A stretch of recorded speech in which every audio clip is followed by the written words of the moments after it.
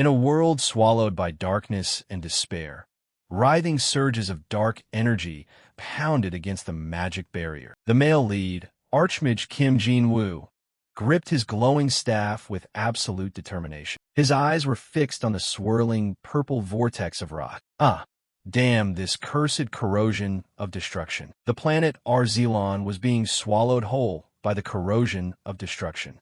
It crept forward slowly but surely, eroding the very ground itself. At this rate, it's no exaggeration to say that about 90% of Arsalan's land has already been ruined. Thanks to the magic barrier I developed, a few remaining kingdoms managed to hang on. But the pure mana stones powering the barrier are running dry, so it won't hold much longer.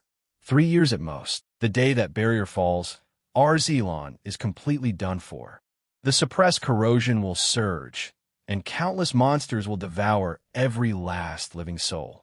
To think I was summoned to another world just to end up witnessing its apocalypse. Stepping out from the forest, a pristine figure approached and spoke up. Master of the Witch Tower, immortal mage, and glorious lord of Rainzord, Lord Jin-woo. He replied softly, "You can drop all those flashy titles now. This world is already in ruins. What good are they anyway?" The male lead's loyal disciple answered, "Yes, master. Still, I've warned you countless times that facing the corrosion directly at night is far too dangerous." Hearing that, the male lead grumbled, "I just got back to the doorstep and you're already nagging me. So what's going on?"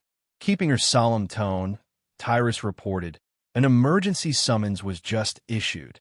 If they're calling you out of seclusion, the situation must be dire." Looking back at the surging chaos, the male lead nodded in understanding. "I figured as much, but it's not like I have a solution either."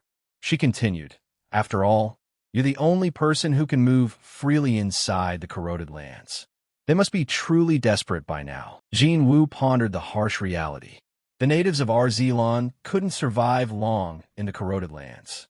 No matter how powerful they were, staying inside for too long meant even their souls would be devoured. I'm the only one completely unaffected. Right, because I'm the sole outsider.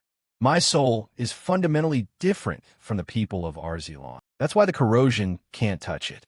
And whenever I purge the origin of the corrosion, I actually get stronger. Lowering his eyes, Jin-woo wondered, "But what can a single person really do? Maybe if I had an army of 100,000. She added, "Besides you, Master, the only person immune to the corrosion would have to be some legendary hero. Shall I send another notice of non-attendance this time?" Nodding in agreement, Tyrus looked back and remarked, "Even if you die, as long as we have a new body prepared, you'll just keep resurrecting anyway, so don't worry about a thing. Though if you sneak off into the corroded lands again, next time I'll forge your new body into a cute girl."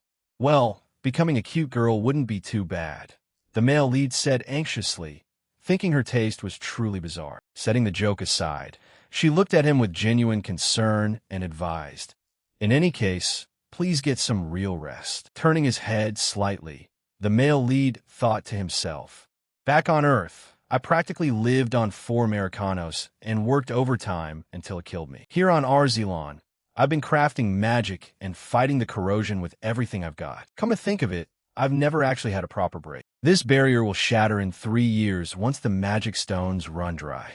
And when that happens, this world will be destroyed. I just want to let go of everything and rest." Suddenly, a brilliant pillar of light descended from the sky, enveloping him. As he opened his eyes wide in shock, staring at his own glowing hands, raw energy surged violently through his veins. The male lead was stunned. This light, a divine blue pillar of energy, exploded around him, blasting rocks and debris into the air. The male lead stood watching in stunned silence. "I can feel an overwhelming power. Absolute. My soul has awakened into a transcendent entity. I couldn't achieve this no matter how hard I tried over decades. And now, when I finally let go of everything, it just comes to me. Well then, let's see." Reaching his hand toward the dark, swirling vortex before him, he stared intently at the gateway. He read the glowing magical text detailing its power. Solgota, a portal connecting to the homeland of souls, capable of staying open at all times and allowing passage in spiritual form. Watching his glowing soul separate from his physical body, Jin Woo fell into thought. Pass through in spiritual form. Another panel appeared. Through the soul gate, you can manifest this magic and showcase your power at will. It seems to be something that can only be enhanced by the power of the soul. Without a second thought, his radiant soul plunged straight into the spatial tear, leaving behind all earthly burdens. Let's go. A blinding light flashed as he entered. The moment he opened his eyes, the male lead realized he was floating high above a bustling modern metropolis back on Earth. Gazing at the towering skyscrapers and familiar blue sky, the invisible soul marveled at the passage of time. October. Has it really been 100 years? I returned after a century. Yet the time gap since I fell into that other world seems non-existent. Even the smartphone models don't look much different from back then. Is it because the dimensions were completely severed, or did I time travel back to the past? If that's the case, then my home, standing before what used to be his old apartment complex, the male lead felt a flicker of disappointment. I've never seen this building before, so it's gone. The person named Kim Jin Woo has probably vanished from this world, having every trace of himself erased stung a little bit. Either way, the mana density on Earth is extremely low, so if I stay in spirit form for too long, I'll just end up dissipating. First, I need to find a soulless body. The male lead's eyes locked onto a grand, luxurious mansion in the distance. As he sensed a faint spiritual void, dashing toward the grand white mansion, he declared resolutely, "Let's go inside." Passing through the walls, he spotted a pale young man lying motionless on a medical bed, surrounded by the steady beeping of life support machines. Standing beside the bed, relatives of the body were weeping in sorrow. An elderly chairman with snow-white hair, tears streaming down his face, cried out, "No, Jin Woo, how could you leave your old grandfather behind like this?" The doctor wearing glasses delivered the grim news. "I'm so sorry, Chairman. We did everything we could, but there's nothing more we can do." Floating invisibly beside the grieving family, the Archmage's soul checked the young man's remaining vitality. All the hospital equipment was still running, and this unusual energy wasn't something that could just be turned off. "Oh, this guy, Lin, right, the youngest grandson of Chairman Ong of Ong Group, the top business conglomerate. A genius who earned multiple doctorates from prestigious foreign universities at a very young age." This part sounds a bit unbelievable, doesn't it? A whole 100 years have passed, yet he still remembers such details so clearly. Oh, Canada Ghost. I heard his health was terrible, but has he been lying here like this? This isn't just bad health. He's basically dead. There's no soul left in him at all. In just a few hours, his breathing will stop completely. Sorry about this, but this body is exactly what I need right now. It's absolute perfection for a possession. With my magic, restoring this body will be a piece of cake. Swirling streams of blue light enveloped the pale body on the bed, and then his eyes slowly fluttered open. Those who witnessed the scene stood frozen in disbelief. The man in the brown coat stammered, "Jin Woo, how is this? I thought it was all over. This isn't a dream, is it?" "Oh, Jin Woo." Tears and pure joy erupted. The entire family and the doctor burst in a noisy celebration.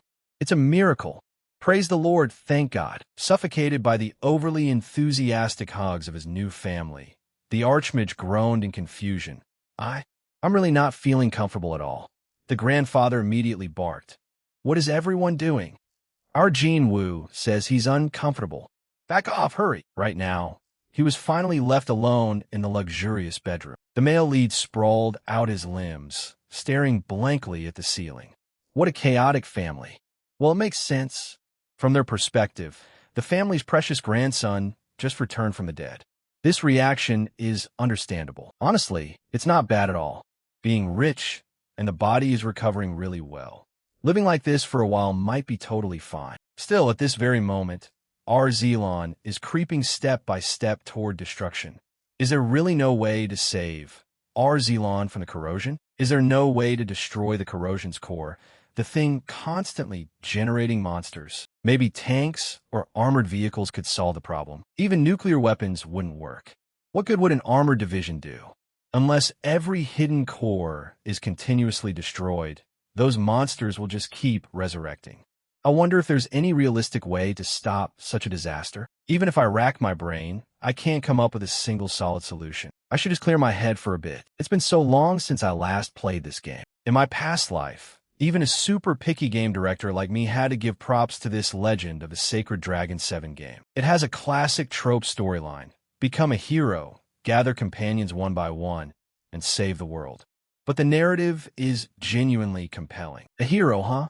If only another hero descended upon Arzelon instead of just me alone. If there were hundreds of thousands of heroes appearing instead of just one or two, Arzelon could recover from the corrosion insanely fast. Suddenly, a notification popped up asking if he wanted to summon a second hero. Reading the text aloud, his voice trembling slightly with anticipation, the male lead spoke up, "Summon hero." "Agree." He flinched as a mysterious chime rang out abruptly from the device. Summoning an Earth hero. Staring at the phone screen, the male lead mapped out his master plan. Summoning people from Earth through the Soul Gate. Then we'll make them think Arzelon is just a game world. By creating a compelling story, we can lead them to wipe out the corrosion. If people from Earth, who are immune to the corrosion, help us, Arzelon can escape destruction. In my past life, I was a game developer, and now I'm a mage. And the youngest son of the country's top Chable family. Once I set my mind to it, there's nothing I can't do. Only 3 years left until destruction. Let's give it a shot. A short while later, an impossibly long dining table where the wealthy family was gathered for a meal. The grandfather spoke up. "My youngest grandson, tell me anything you want to eat or do." Smiling at the pampering, Jin Woo seized the opportunity. "Thank you, grandfather." "Grandfather, there's something I'd like to do." Pausing mid-cut on his premium steak, the old man suddenly froze, his expression darkening with worry. "Don't tell me you want to go back to studying. Did you forget you almost died because of that?" Waving his hands to brush away the concern, Jin Woo quickly clarified. "It's not that at all. I want to try developing a game." The people around the table gasped, repeating the phrase game development, while the grandfather trembled in his chair. "Do you mean those electronic games that go beep beep?" Jin Woo thought anxiously to himself. "Ugh, is that a no?" Suddenly, the grandfather flashed a thumbs up, his face bursting into a tearful smile. "Jin Woo, my boy," the relatives chimed in. "Games are wonderful." Jin Woo finally has an age-appropriate hobby. A woman chimed in with a laugh. "Right? It's not like a kid should be talking about neuroscience or artificial intelligence all day long." Wiping away tears of joy from his weathered eyes, the grandfather replied, "Sniff, this is the best news I've heard in ages. We have a game company among our subsidiaries, don't we?" Cheon Woo answered right away, "There's FS Games. Though they've spectacularly ruined everything they've touched." The grandfather declared, "That's settled then. That's your discharge gift from me. Do whatever you want with it." Jin Woo asked in surprise, "Wait, really?" Looking toward the company's skyscraper, the male lead mapped out his business strategy, thinking, "I didn't expect him to support me this much. Having a company will be helpful in many ways. Since it seems like a nearly bankrupt studio, it's also perfect for me to freely do whatever I want." Smiling as he bowed his head slightly, he said, "Thank you, grandfather. I'll do a great job." In a seamless spatial transition, Jin Woo manifested in the vast, sunlit halls of his domain in Arzelon. "Is this the magic tower? Seems like Tyrus moved it here. Fortunately, this is my original body." He had placed a simple auto-execution spell on his body back on Earth. Remote controlling it was smooth, even if it looked a bit awkward, but that shouldn't be an issue. Now then, shall we outline the game's storyline? Sitting intently at a desk piled high with ancient books, High Elf Tia was frantically writing on a piece of paper. Sneaking up behind her, Jin Woo peeked over her shoulder. "Are you in the middle of writing a new work?" She jumped out of her chair with a terrified scream, turned around, and said, "Talk about a jump scare. My heart almost dropped out. So please don't suddenly talk to me from behind like that." The male lead quickly replied, "My bad. Arsalan's greatest writer still seems as busy as ever." Tia explained her current project. "I'm piecing together all the fragments I've written so far into a single work. Since everyone is struggling, I want to create a temporary mental escape for them." Pulling up a chair to sit beside Tia, Jin Woo genuinely praised her kindness and hard work. He thought that, as expected, Tia was someone with an extraordinarily gentle heart. Right after, Jin Woo proposed an intriguing hypothesis. He asked her to imagine, what if one day a total stranger suddenly fell into the world of Arzelon? How would things unfold? Hearing the idea, Tia immediately showed interest and asked if it was the premise for a novel. Jin Woo confirmed with a smile, yeah, pretty much. That person has no obligation to protect this world and only wants to enjoy themselves. Since they have no reason to be attached to this place, we can't force them either. What should we do to make a person like that work there, but off for us? Frowning slightly at the crude description, Tia remarked, you're recruiting savages who only pursue pleasure and enjoyment. First, they need a sense of belonging. Waving his hand to correct her word choice, the male lead urged, they're not exactly savages. Tell me more specifically. Tia voiced her favorite tropes, love and tragedy. A pleasure-seeking savage meets a beautiful ideal type, falls head over heels in love, and settles down here. And before their love can even blossom, right before their eyes, that ideal partner dies a tragic death. That's when you step in to offer them comfort, identify the enemy, and help them out. Someone who is respected by the savages, would be great too. Like someone who is close with the savages meeting a tragic death at the hands of enemies. It would also be super effective if a respected figure died while trying to save savages in danger. Emotional collapse and revenge, loss and regret. The agony of never being able to see the person you loved and respected ever again. The thirst for vengeance born from that. He secretly praised her twisted natural talent. As expected of Arsalan's greatest storyteller, she could come up with it in a split second. Love and tragedy. Love blinds people, and revenge becomes an insanely powerful driving force. If I make them immerse themselves in the game's characters and storyline and throw in a tragic background, they'll act on their own. Still caught up in her own frantic writing frenzy, Tia muttered with a crazy smile, I want to see the savage's tears as soon as possible. Just seeing that sight alone would make me feel full without even eating. The male lead interrupted. Ahem. Snapping out of it, Tia replied, I'm sorry, I did it again. He continued, nothing to apologize for. Let's work on a project together. If all goes well, millions of souls will read your story. As she stammered at the number of millions, the male lead added, tens of millions or even hundreds of millions are totally possible. What's going on? Trembling with intense excitement, Tia whispered. My writing reaching hundreds of millions of people? Wow, the author really is a true genius. She slammed her head onto the desk and shrieked. If that could really happen, I'll do anything. I'll even become your slave. I don't care if my mind, body, and soul get stained and shattered. Breaking into a cold sweat over her extreme reaction, Jin Woo asked, have you been writing stories in this mental state all this time? Tia declared her artistic philosophy. The purest things are born from the most stained and shattered places. The male lead added, let's stick to talking about business for now. First, a beta test. Imagine about 3,000 people who know absolutely nothing setting foot on Arzelon. That number will grow bigger and bigger over time. Let's create a motivation for them to immerse themselves and fight against the corrosion. Tia exclaimed, wow, that's completely a fantasy novel. Are those entities coming from a different civilization than ours? Jin Woo confirmed, that's right.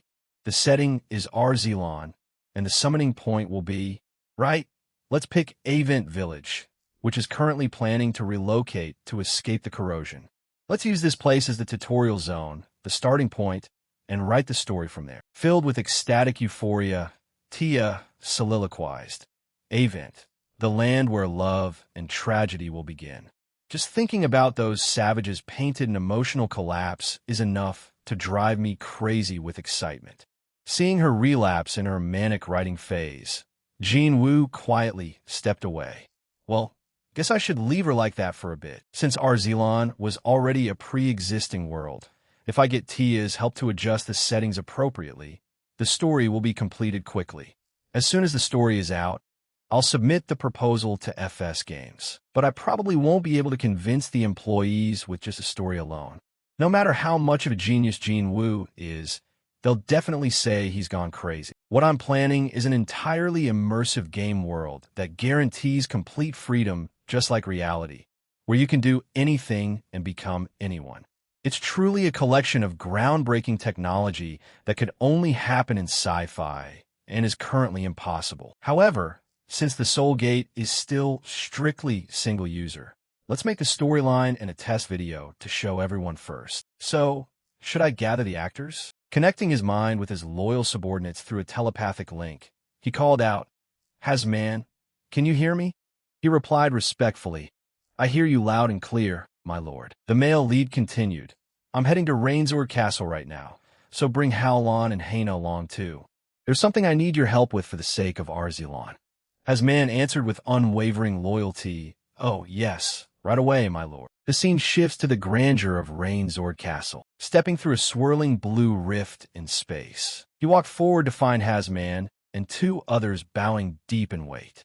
"You have arrived, master, the epitome of noble responsibility. A man who always gives his all for the territory. A man deeply respected by the people of the domain." Baron Hazman, aghast, spoke up. "In your absence, I have fulfilled my duty to protect the manor with all my strength." The former pope, priest of light, Priest Howlon added, "May Ella's blessing descend upon the Lord." Enla here refers to the goddess of light, everyone. The male lead gave a forced smile. Everyone has been working hard in their respective positions. Hazman immediately replied, "Compared to Master's hardships, what are ours anyway?" Jin Wu grumbled in annoyance. "I'm speaking very nicely to you guys. It looks creepy as hell, so please don't push your face up against mine like that." Stepping forward in silver armor, Knight Captain Haina proudly declared, "I am ready to sacrifice my life for Arzilon Lord." Scanning all three of them with the strict eye of a director, the male lead thought to himself, "Haina is a beauty, so she's fine, but those other two look way too much like villains to be used as main characters. How on earth did a respectable man and a former pope turn out like that?" If that's the case, he lit up his staff with crackling blue magic and open space. "Hazman, you're pretty good at dark magic, right?" Hazman respectfully replied, "Yes, sir. But compared to Lord, a creature like me isn't even worth a buck." Taking out two cloaks from his spatial inventory, he ordered, "That's fine then. You two try putting these on." Immediately, the two were surrounded by a power that roared at the heavens. "Oh dear, Lord, aren't these the garments of a dark priest? For me to become a dark priest. Merciful Enla, please forgive me. Blasphemy. Absolute blasphemy against the gods." He complimented that it suited them both very well, then shifted his attention to the knight captain. "And Haina is... let me see." While she was confused, he calculated in his head, "This is way too much. It's really far too bulky." Female knights in games would usually pick up a ridiculously revealing leather bikini armor. The male lead ordered, "Try putting this on, Haina." The female knight captain exclaimed, "Huh? Lord, you want me to wear that?" Seeing her looking resistant, the male lead leaned in close, his voice cold. "For the sake of Arzilon, put it on." Right after, Haina approached, her voice a bit embarrassed. "Lord, I have changed," flushing bright red while exposing her body in the overly revealing outfit. Haina stood stiff as Jin Wu's eyes widened in approval. "As expected, it suits you very well." "Aw, no, it's absolutely perfect." The female knight immediately questioned, "Can this thing even be considered armor?" He explained the most sacred rule of the gaming world. Keep this firmly in mind. The proportion of exposed skin and the defense stats are directly proportional to each other. Haina stood bewildered.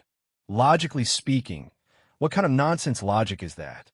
He continued, "It makes total sense. That's the law back in my hometown, Earth." Haina muttered, "What on earth is that place anyway?" Looking proudly at his newly minted villains and his fantasy-esque female knight, Jin Wu evaluated the party. The big picture had taken shape, but something was still missing. Since Haina is a knight, let's create a scene where she's protecting someone while facing off against those two. For instance, a fragile and melancholic saintess. Should I contact Saintess Tisa? Imagining a wrinkled, 200-year-old old woman playing the tragic female lead, he immediately dismissed the idea. Unfortunately, I don't think the Saintess would be suitable. Suddenly, The cheerful laughter of children echoed across the courtyard as they ran past. Catch me if you can. Sister IRI is running way too slow, exhaustedly chasing after them. A beautiful succubus yelled, "Guys, you shouldn't be running around inside the castle where the Lord resides." The kids ran toward him. "It's the Lord." "Ah, Lord." Panting heavily from exhaustion, the succubus IRI pleaded, "We are sorry, Lord." The children ran inside the castle on their own, staring at her delicate features, flowing hair, and devilish wings. Jinwoo muttered, "Right, you will play the saintess." IRI shrieked, "Huh? But I'm a succubus. I'm from a useless race that can't do anything except seduce people." Smiling brightly at her perfect contrast, Jinwoo countered, "Awesome. That makes you even more suitable." The succubus stammered, "Ah, blasphemy against the gods?" The male lead gathered his chaotic cast of actors. "Well then, shall we begin acting right now?" A short while later, sitting majestically on the splendid white throne of the magic tower, the Archmage of Rainsord looked down at his kneeling mages. A blonde girl respectfully spoke, "Master of the magic tower, mysterious Archmage, and glorious Lord of Rainsord." The male lead interrupted her, "You don't need to address me with all those titles." She immediately complied, "Yes, Master. As you commanded, I have gathered all 130 of your disciples." "But why is everyone dressed so strangely?" Jinwoo explained, "We are doing a bit of role-play." She asked back, "Role-play?" He added, "We have to role-play to save Arzelon." Confused, she admitted, "I don't understand what you mean at all." Sweeping his gaze across the vast hall filled with loyal mages, Jinwoo addressed the entire crowd. "Before I explain everything, there's one thing I want to tell you all. Not long ago, I awakened. I can even open the soul gate and contact another world." The mages cheered. "Oh, so you finally awakened. Congratulations, Lord." Jinwoo then outlined his salvation plan. "I will summon heroes immune to the corrosion through the soul gate. Heroes coming from the exact same world I came from. Your job is to make sure those heroes can fight in Arzelon. For now, set aside your current positions and duties." A timid mage asked, "Then what should we do, sir?" Passing down a magical orb to the anxiously waiting mage, Jinwoo ordered, "First, take this. It contains a video clip recording all of you acting together. Make it feel grander and more divine. Add more skeletons and make the background even more detailed. And compress that video so it fits neatly inside a small magic crystal." The mage, not yet catching on, stammered, "Yes, wait, what?" Looking down with a terrifying smile, he threatened, "Don't tell me a mage can't pull that off." Watching them panic with a confident smile, the male lead thought to himself, "Even if it looks way beyond them, they'll figure out a way. Turning the impossible into the possible is the job of mages anyway." Setting that aside for now, everyone was wearing blue cloaks, making them look just like Doraemon plushies in Jinwoo's room. Pointing authoritatively at his brand new workforce, he announced, "That's right, from now on, all of you are Magimond." They asked, "What is that?" The male lead chuckled and said, "It's a creature from Earth that can make any wish come true. So my Magimonds, go make my wish come true." Solemnly, in perfect unison, the blue-cloaked mage legion shouted, "Yes, sir." The scene shifted to the bustling streets of modern-day Seoul, where sleek luxury cars glided past towering skyscrapers. Stepping out of a glossy black sedan, he was dressed in an expensive suit, holding a silver metallic briefcase in his hand. "Thanks to the Magimons, I finished the test video in a flash." A burly man in a suit warmly welcomed him. "Hello. You must be Chairman Lee Jinwoo. I am Secretary Kim Han-soo. It's a pleasure to meet you. Chairman Lee Woo-sung asked me to assist you. It's a true honor to work alongside you." Jinwoo smiled politely. "Ah, I see. Very nice to meet you too." Pointing toward the glass doors of the main lobby, Kim Han-soo reported, "Just as you requested, I have assembled all the employees in the conference room." Striding quickly beside him, he nodded. "Very good.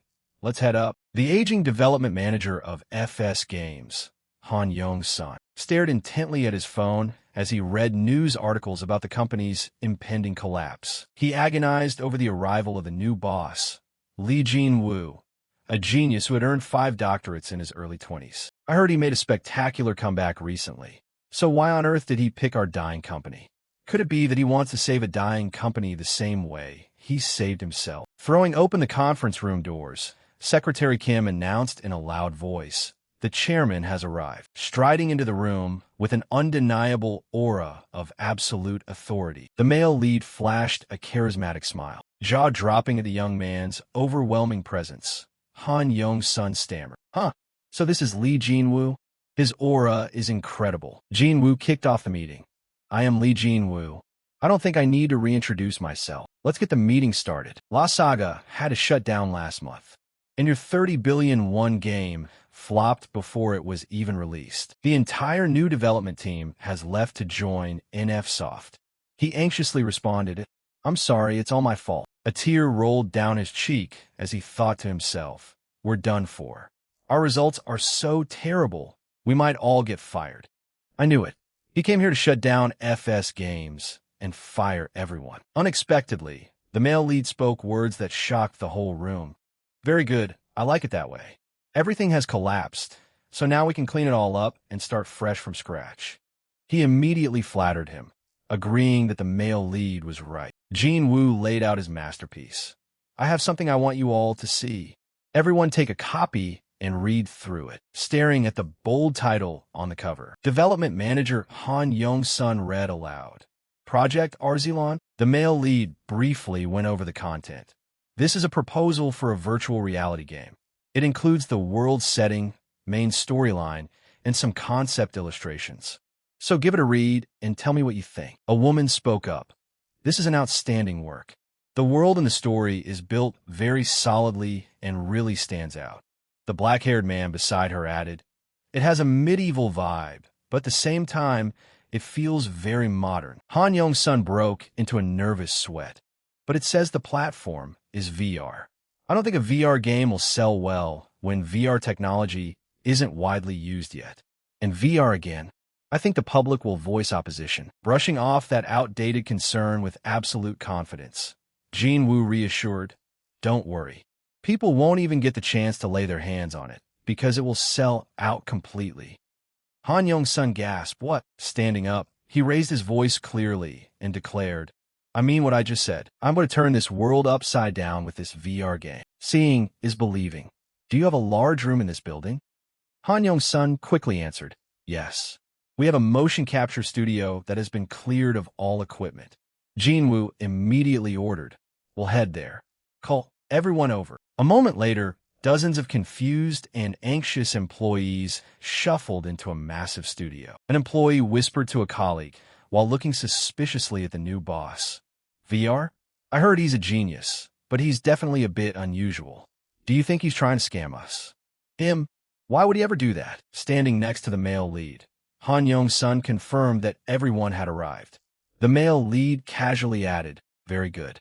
Turn off the lights." Carefully placed the mysterious device on the floor. Everyone step back. "All right, let's get started." As the cube suddenly hummed to life, signaling operation, emitting a blinding blue glow, everyone covered their eyes from the fierce eruption of mysterious data and crackling blue light. The employees gasped, utterly terrified as a massive glowing magic crest expanded right beneath their feet, turning the concrete floor into rolling, lush green grass. Han Yong-sun thought in amazement. A magic circle? Grass?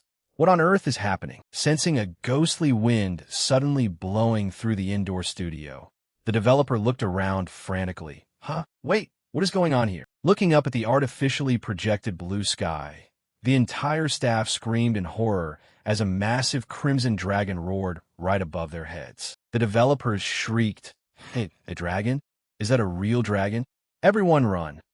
Jin-woo raised his hand to calm the chaos. "Everyone please calm down. It's just a holographic illusion." A hologram?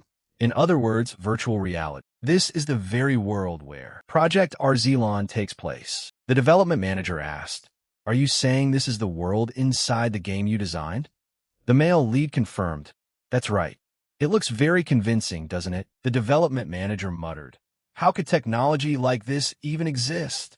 Snapping his fingers loudly, he continued, "Now then, let's move on to the main storyline." A black hole appeared beneath their feet, and the scene shifted elsewhere. The light was gradually being blocked out by the moon. A giant skeletal hand reached up. As the booming voices of Hasman and the former pope echoed across the plains, "Waha! Tremble in fear, foolish mortals. Ha!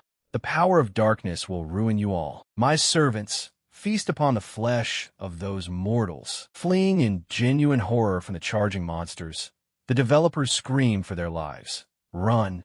What the hell? Is that thing real? Chairman, is this really just a hologram?" Hana dashed forward, shouting. Everyone step back. A flash of speed burst forth, as Hana effortlessly slashed through the vanguard of skeletons with her sword, landing gently on the ground in a pure white cloak. IRI, the succubus girl, now transformed into a saintess, radiated her divine aura. "Don't worry, everyone. The light will protect you." The two appeared like divine beings descended from heaven, mesmerizing everyone around them.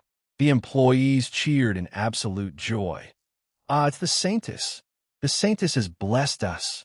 The Holy Knight saved us." Watching his entire staff pumping their fists and roaring in victory over a completely fabricated battle, Jin Woo smiled darkly in the shadows, thinking with complete satisfaction. Just as I expected, everyone is fully immersed. Everything is going strictly according to plan. Everything is going strictly according to plan. Now it's time for the climax. Hasman emerged from the blazing green flames of undead energy. Seems like I have plenty of fresh test subjects now. Now, my servants, go tear those fools apart and feast on their flesh. Charging forward to protect the panicked crowd, Hana called out. Saintess IRI answered the call. "I'm here, everyone. Please lend me the light inside your hearts." Raising both hands in total immersion, veteran developer Han Young-sun rallied his young colleagues. "Looks like they need our power. Hands up, everyone." The others called out in unison, "Right? Let's combine our strength together. Just like Dragon Ball, guys." Channeling brilliant yellow lightning from their collective faith into her sword, Hana charged straight into the skeleton army. All for Arzelon. Raising their fists with absolute fanatical fervor, the immersed developers cheered. For Arzelon, thanks to the power of friendship, Hana shattered his defenses. Hasman feigned stammering in disbelief. "This can't be." He tumbled backward before a blinding explosion of holy magic. The defeated Hasman shrieked. Weak on the ground, he reached up desperately toward his ally like a Hollywood actor. "Lord of Greed, please save me." The former pope raised his hand, his voice raspy. "A useless weakling is of no good to me." The skeleton was completely swallowed up, managing one final scream. The former pope turned to the onlookers. "Now it's your turn." Watching the dark magic sweep toward them, the developers gasped in shock. He killed his own ally. "Hey, save us." The surge of dark energy swallowed the room as they screamed in absolute terror. In a flash, the horrifying battlefield vanished, leaving behind the disoriented developers in the studio. The lights turned back on, accompanied by Jin Woo's satisfied smile. Jin Woo broke the silence. "So everyone, for concept video, it wasn't too bad, was it?" Rushing frantically toward their new boss, the employees went wild. "Was that really just a hologram? Boss, what on earth is going on? When did you develop something like this? Saintess, please let us see the Saintess one more time." Raising his hands to soothe the chaotic crowd, the male lead ordered, "Everyone please calm down first." Adjusting his glasses to regain his composure, Han Young-sun caught his breath. Cough, cough. "I'm sorry, boss. I got a bit too excited. This is my first time ever experiencing virtual reality. But boss, is it really okay to reveal something this mind-blowing? Isn't this one of On Group's trade secrets? The value of a full-dive virtual reality game is beyond imagination. If word leaks out," smirking with absolute confidence, Jin Woo shot back. "Not a single one of you believed it until you came here and saw it for yourselves, right? Feel free to go outside and tell everyone that FS Game is building a virtual reality game." Blinking at his boldness and the sheer truth in his words, Han Young-sun admitted, "Well, that's true." He asked one final question. "So, have you all decided to ride with me?" They immediately asked the main character what he needed them to do. Han Young-sun chimed in. "Just say the word boss, and we'll do anything." We'd even follow you to the gates of hell. The main character grinned and said, haha, awesome. In that case, forget everything you know about game development. We're starting from scratch using a new engine I built. With AI assistance on your side, the learning curve won't be steep at all. Together, let's take over the gaming industry. Scratch that. Let's conquer global pop culture. We can do it together. Let's go make history. The room instantly erupted into wild cheers from the developers. Right after that, the internet blew up with articles declaring the future of South Korea's gaming industry. Even so, skeptical netizens instantly flooded the comment sections with ridicule. Are you guys brain damaged? LMAO. What a total joke. Everyone knows FS game is completely cooked. Who do you think you're fooling? At this point, it's just a playground for some rich chaebol kid. LOL. Sitting in his high-tech private lab, while reading the harsh online reactions, Jin-woo nodded. Just as expected, nobody believes it. The phone on his desk showed an incoming call from his grandfather. He answered casually, "Hey, Grandpa."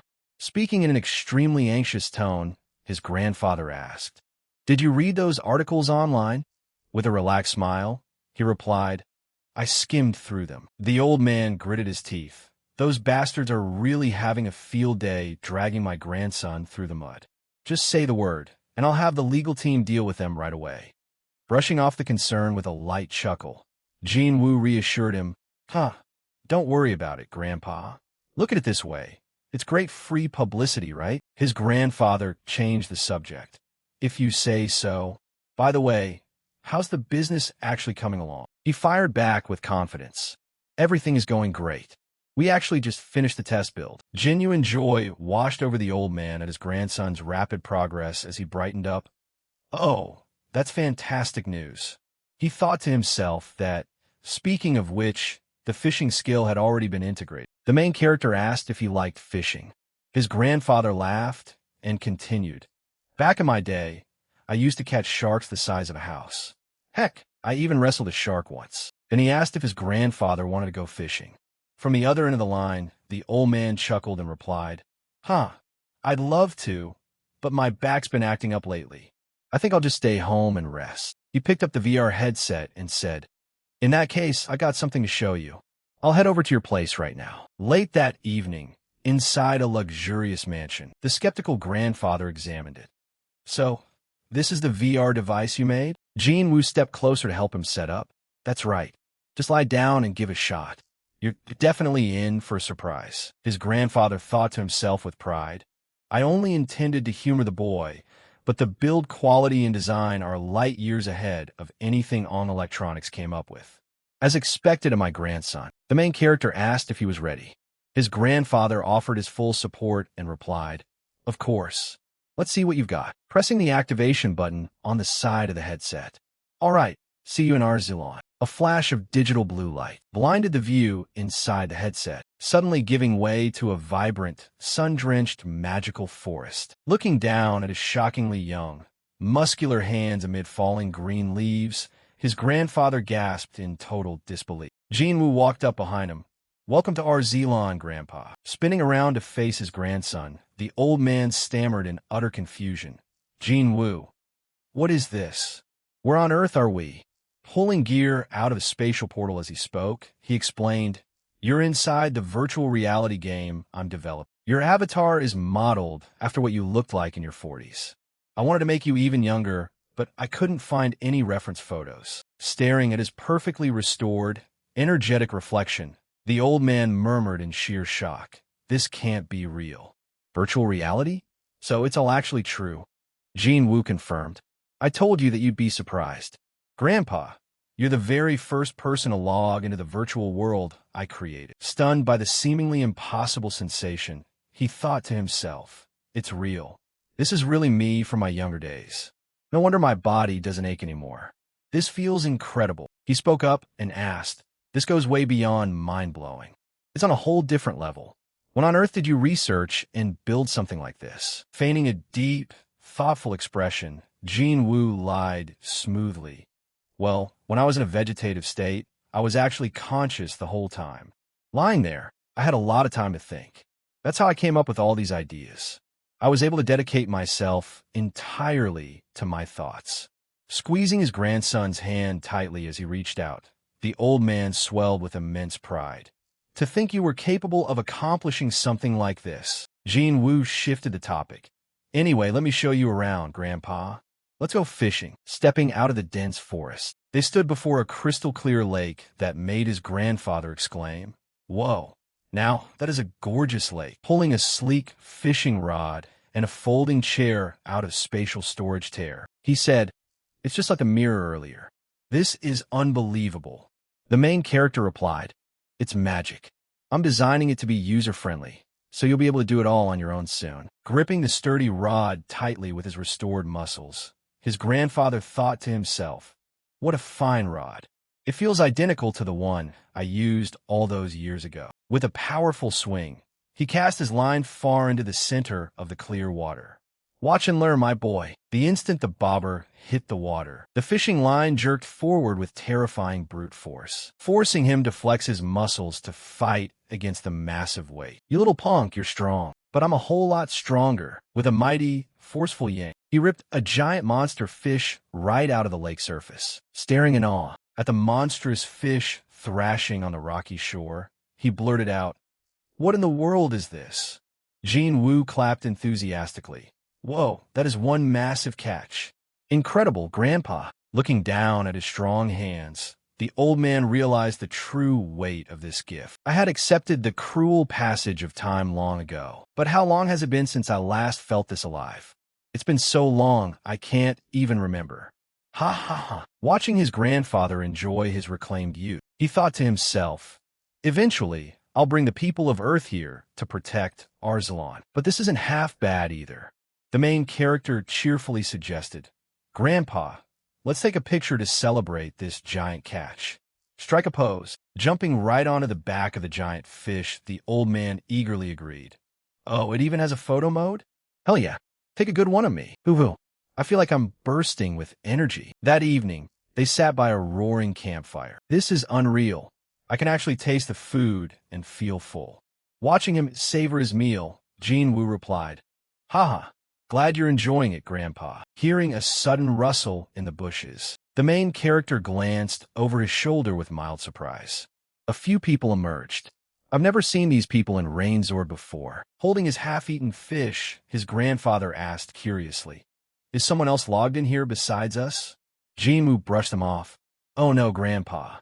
They're just NPCs." He immediately asked, "What's an NPC?" In the background, an elf tilted her head and muttered, "They're using such strange words." The black-haired guy barked, "Drag these suspicious characters before the Lord." Instantly, they unleashed a terrifying demonic aura engulfed in crimson flames. Jinwoo glared at his subordinates. "Stop right there. I'm discussing important matters with a VIP." So scram. Realizing their lord was right in front of them, they fled into the dark forest at breakneck speed, yelling, "Forgive us, my lord." Seeing the crowd suddenly run off, the old man wondered, "Is that some kind of programming glitch?" Jin Woo said he figured as much. His grandfather praised his project, noting that while it was still a bit rough, a lot had been built, and asked how far along development was. The main character explained the current scale: a beginner village, one city, and a hunting ground. His grandfather continued, "We still have a long way to go, huh? From now on, I'll give you my full backing, so focus entirely on development." Smiling brightly while calculating the massive edge his company would gain, Jin Woo replied, "Thank you, Grandpa. We'll give it everything we've got." His grandfather asked with a touch of sadness, "By the way, are you taking this back?" Jin Woo clarified, "The connection device? There's still a lot of things that need tweaking, so I'll need to take it back for now." He groaned dramatically. "Huh? My old body is aching all over again. It wouldn't even be surprising if something happened to me tomorrow." Jin Woo teased his dramatic act, saying, "You said you were completely healthy other than those old injuries." His grandfather grumbled, "I guess I'll just rot in bed and wait for my time to come. Your grandmother is calling me. Once you're old, you might as well just pass on." Quietly sighing, Jin Woo caved. "Fine, you can hold on to it for now. I'll let you know when you can log back in." His grandfather's voice beamed. "Our youngest grandson really is the absolute best." Sometime later, inside the sleek, bustling modern offices of FS Game, Development was moving at lightning speed. To help players adapt to the parallel world, convenience features were continuously developed and refined. The programming team had grown fully accustomed to the Magic Engine, accelerating system development exponentially. On top of that, after building the core, main storyline based on Tia's script, the graphic design team fleshed out detailed character designs and backgrounds for every single NPC. Gazer-eyed at a handsome blonde prince on her screen, a female employee swooned. Sigh, Prince Lion. He's literally the guy of my dreams. I want to see him moving around in real life so badly. Her co-worker chimed in. Right? He's just way too handsome. If we jump into Arzelon, we'll get to see him with our own eyes, right? I heard only the executives and team leads get to do the playtests. Startled by the sudden attention, Han Yong's son broke into a sweat as the brown-haired girl added, General Manager, I heard you haven't been going home at all lately? You're in the testing room every single day. The long-haired girl jumped in. Is playing all by yourself really that much fun? Awkwardly turning his face away to hide his obsession, Han Yong's son stammered, I am just working, striding confidently into the office. The main character announced, Hello, everyone. The connection device just passed its stability testing. He continued, which means mass production will begin shortly, and one of our directors has an important announcement to make. Han Yong's son addressed the entire room. Ah, right. Everyone knows about Universe Unpack, the event showcasing On Electronics' new product lineup, right? Our company, FS Game, will also be taking part. All of you have endured so much up to this point. How painful was it to hear all that criticism and insults directed at our boss and our company? Now, it's time to turn all of that into thunderous cheers and praise. Arzelon Saga is going to take the global gaming market by storm. The developers cheered at the top of their lungs. He added, once the presentation wraps up, I'll hand out the top-tier flagship models to all of you. We'll also be running a massive internal playtest. The entire team roared with pure reverence. Jin Woo glanced down at his vibrating phone. He read a rapid-fire barrage of text messages coming in from his grandfather, who was spamming him nonstop, saying that he was on his way over to his grandson's company. The main character quickly looked for an exit. I have some urgent business to take care of, so I'll be taking off first. Everyone, call it a day and head home. Han Yong's son called out, Boss, I was planning on pulling overtime again today. The female employees whined. Ugh, only the general manager gets to play again. That's so unfair. A short while later, a massive crowd, made up of gamers, cosplayers, and reporters gathered outside the venue hosting the Universe Unpack event. A famous tech reviewer named Hendon remarked, Wow, FS Game is actually participating? Are they seriously trying to unveil some kind of second-generation VR device? The guy in the beanie next to him added, if they hyped up virtual reality only to release another half-baked VR flop, they're straight-up scammers. Hendon continued, well, thanks to that, they definitely scored a ton of public attention. Beanie added, man, this still feels like the worst possible move. Everyone's saying that unless it's a real-deal full-dive VR game, they're dead in the water for good. From uncomfortable wearability to battery life and app compatibility, the VR market still has a mountain of issues to solve.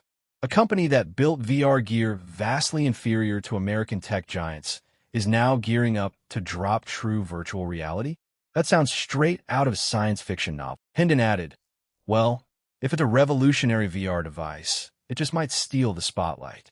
Beanie chimed in, I can already picture you tearing it to shreds in a review video. Echoing across the massive hall, the announcer's booming voice rang out.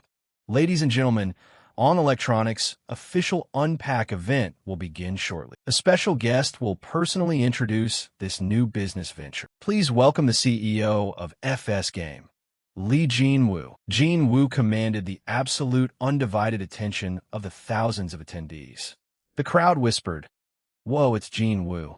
The genius of the Ong family has risen from the dead. Standing tall and confident before the crowd, the main character began, Hello, everyone.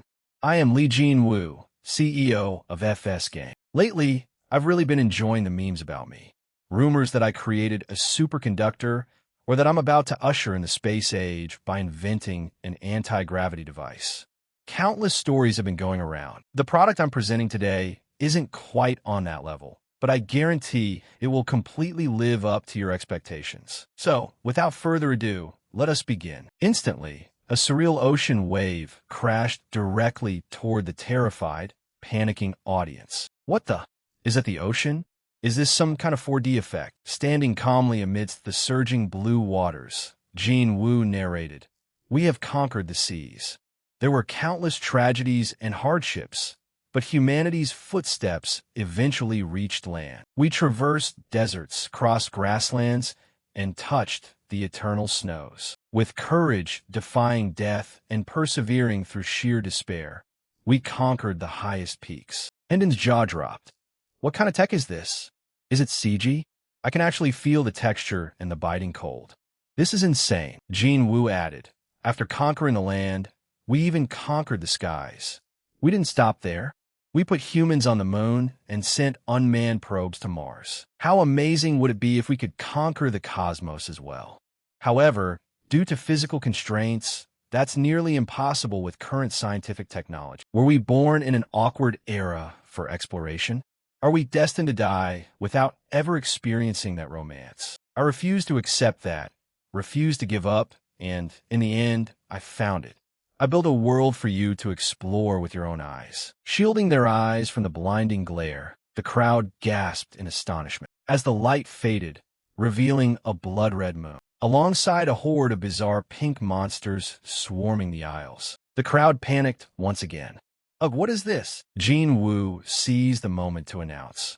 Allow me to introduce to you a fully immersive virtual reality game, a world where hopes dream, Our Zealand Saga. Early access for Our Zealand Saga begins in 2 weeks. Access requires logging in through the Soul-Link connection device, limited to just 2,500 units, with pre-orders opening today. Once the pre-order page went live, a flood of players immediately erupted into fierce debates. The vast majority claimed that full-dive virtual reality was a total scam, fake CGI, or stock manipulation, while a few remained skeptical yet curious, considering placing an order just in case it was actually real. Sitting in his dark apartment while reading through a wave of negative online comments, Hendon sighed. The comments are brutal, just as expected. Despite all the harsh backlash, the Soul Link sold out instantly. Beanie spoke up. Honestly, I still can't bring myself to believe it. If this turns out to be a scam, I'm suing immediately. Hendon fired back right away. Early access launches in 2 weeks.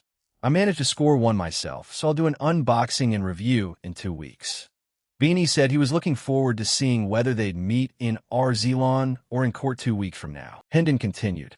What if it's the real deal? Pausing for a moment to think, he replied, then I'm quitting being a tech YouTuber and becoming an Our Zealand YouTuber. 2 weeks later, on the other side of the spatial rift, in the sun-drenched, radiant lands of Our Zealand, Jean Wu looked up at the sky with a triumphant, expectant smile. They're finally here.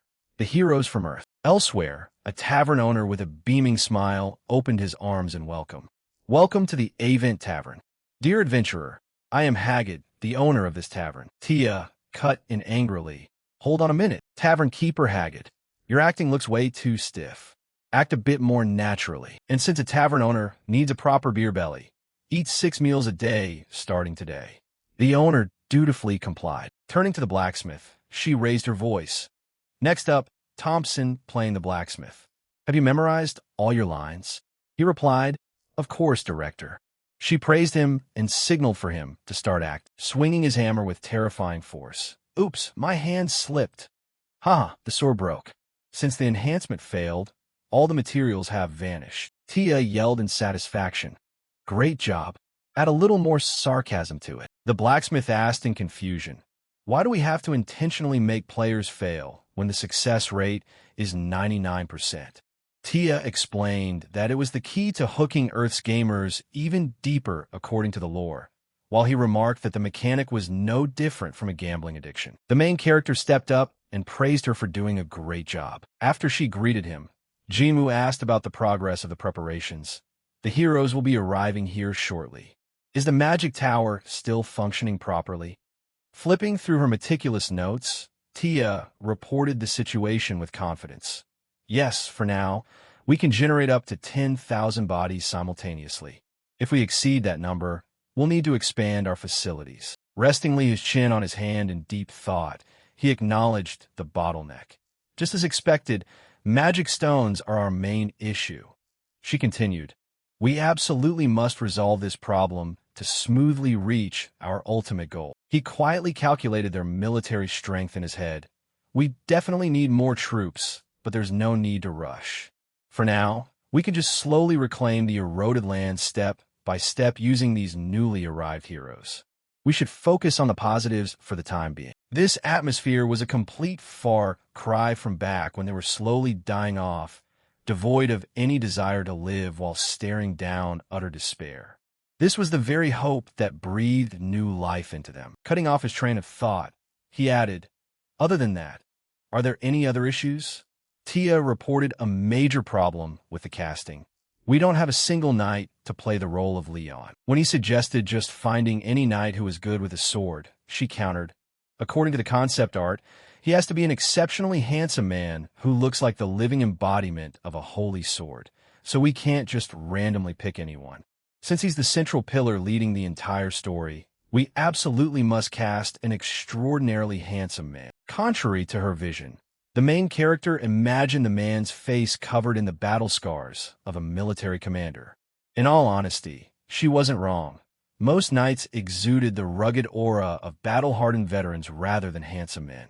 Even the handsomest knight in Rainzord was nowhere near a total bait. Make the players fall in love with Arzelon.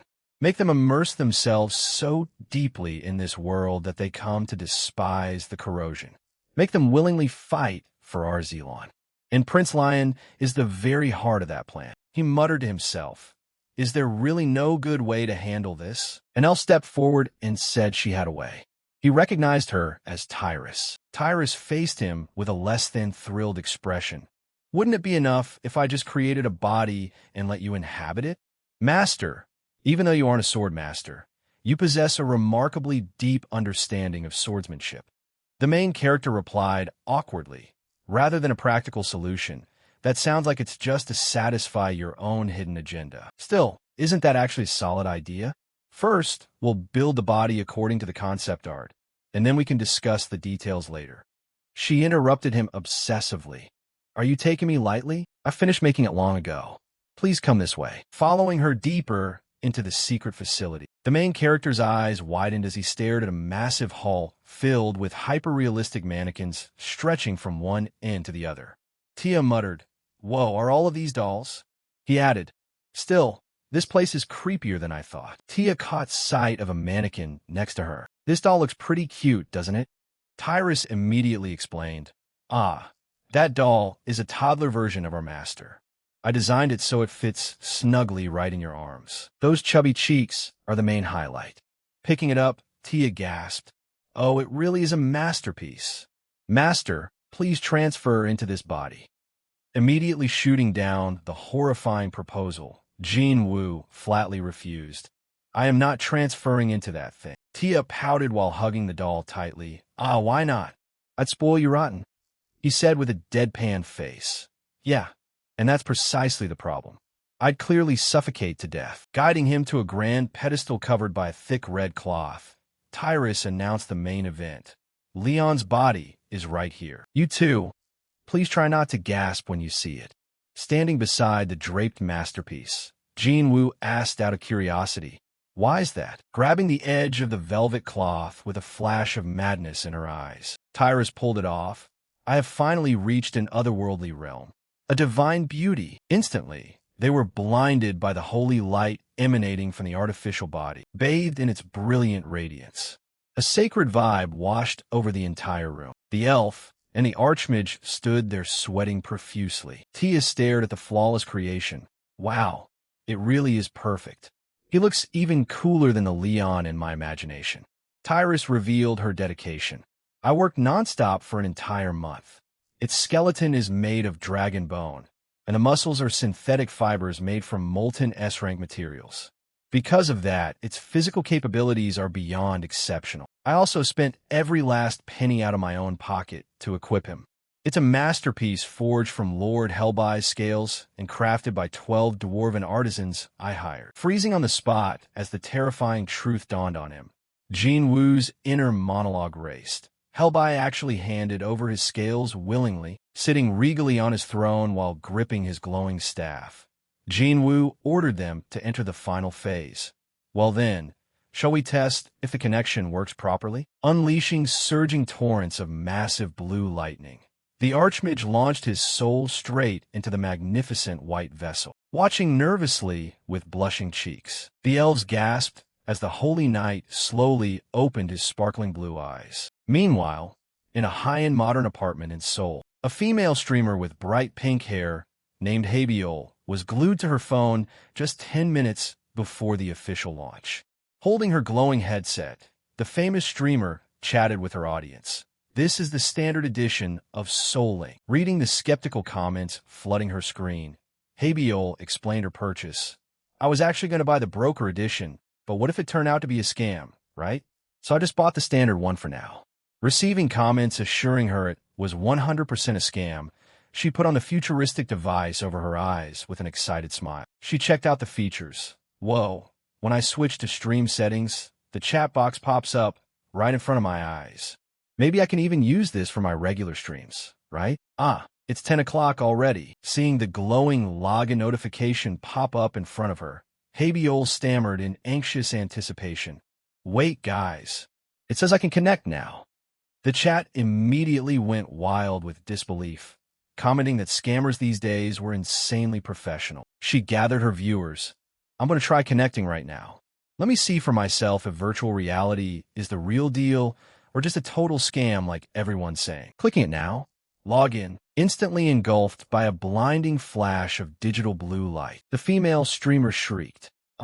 What is this? Tia stood in the center of a swirling magic circle. The robed mages channeled their energy. The first hero has arrived. Everyone, let's begin. Rubbing her eyes as she floated in a vast, endless, starry void. Habiol groaned. We're on Earth, am I? Spotting her glowing chat window floating in space, the female streamer yelled in excitement. Guys, can you see this? I'm actually inside virtual reality. The chat blew up continuously, saying it was completely insane. Some said there were plenty more surprises ahead, while others couldn't believe the main character created a masterpiece even before GTA 6. Scrolling through gorgeous character avatars, she read her options aloud. Whoa, this looks just like a character customization screen. Let me see. The playable races are human, elf, dwarf, and orc. For now, I'll go with the prettiest race, elf. And I'm definitely boosting my chest size a bit. A blinding cyan light enveloped her body as the system finalized the character creation process, smoothly spawning her onto the lush green grass of a magical forest. She touched the ground, looked down at her flawlessly rendered, top-heavy avatar, and squealed with joy. I became an elf. A system notification popped up. An anonymous elf whose mobility is reduced due to an overdeveloped upper body.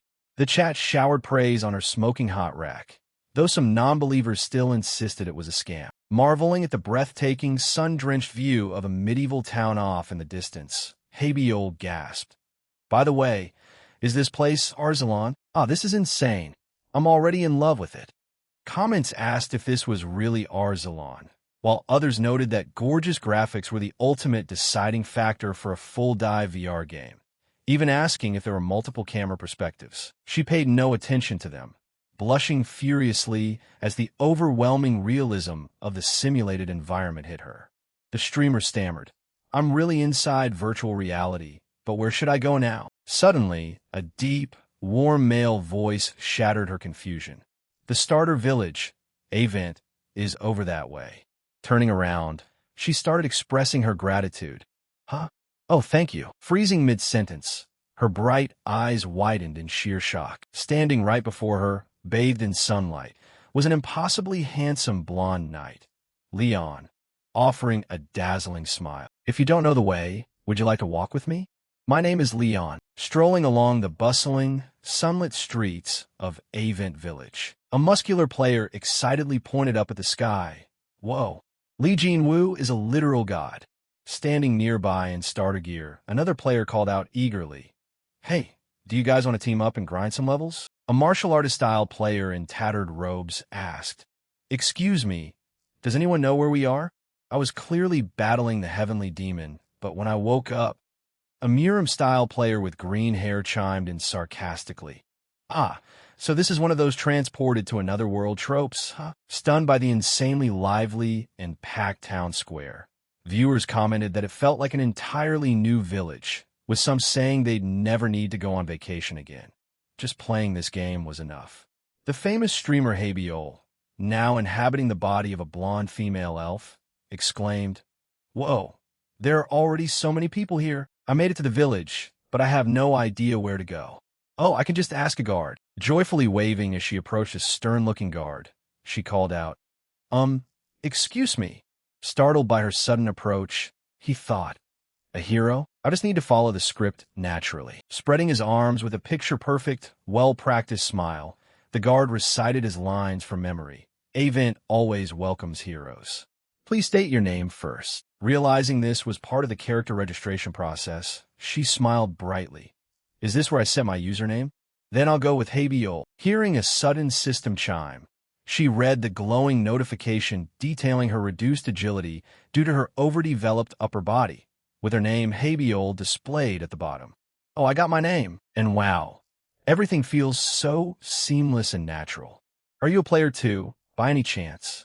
Standing stiff as a scratched record, the sweating guard simply repeated his scripted line, "Avent always welcomes heroes." Habiol instantly concluded, "Yeah, he really is just an NPC. Do you have, any quests or something for me?" Pointing his stiff, armored finger straight toward a large building, he said, "Please head over to the Adventurers Guild over there." The female streamer smiled. "Oh, thank you so much." The chat immediately demanded to go find the main character in Leon's body because of his out-of-this-world good looks, calling his face otherworldly. Seeing that, she readily agreed. "Yeah, for real." As expected of a hero, the moment he got here, he went straight off to find a quest. Right when we reached the village gates, he just took off. He felt more like an NPC, honestly. Well, I'm sure we'll find some clues about him once we start taking on quests, right? Jin-woo observed the crowd with a satisfied smirk. The reaction to Leon is pretty solid. All right, let's see if she has any useful traits. Soul strength traits. Something all earthlings like him possessed. A soul's identity was built from the years a person had lived and the experiences accumulated within it. These traits didn't show up on a player's status window, but clicking on a talent within a trait would accelerate growth alongside AON skills. Just as expected, most of them are D rank or E rank, huh? Staring intently at Habiol's departing figure, the main character read the glowing A rank magical badge above her head. A rank, social evolution. A talent that allows one to easily make friends with anyone. You can even become friends with a mindless beast. An A-rank trait despite being a complete newbie. She said she was a streamer named Habiol, right? Her long career in streaming must have forged that trait. Social evolution definitely doesn't work on just humans. It works on monsters, divine entities, and elves too. If she nurtures that trait properly, she could lead the charge in purifying this place. Arriving at the grand, sun-drenched entrance of the Adventurers Guild, Habiol gently pushed the door open. "So this is the Adventurers Guild?" Stepping onto the pristine red carpet in the main hall, her eyes sparkled at the unbelievably luxurious interior. Whoa. Standing behind the polished reception desk, Tia, dressed in a gorgeous red receptionist outfit, offered a radiant smile. "I am Tia. Welcome, my hero." Catching the receptionist's eye, Habiol's eyes widened while her chat exploded at the receptionist's breathtaking beauty.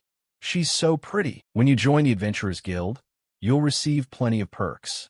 If you're a beginner, don't worry about your status and go ahead and sign up.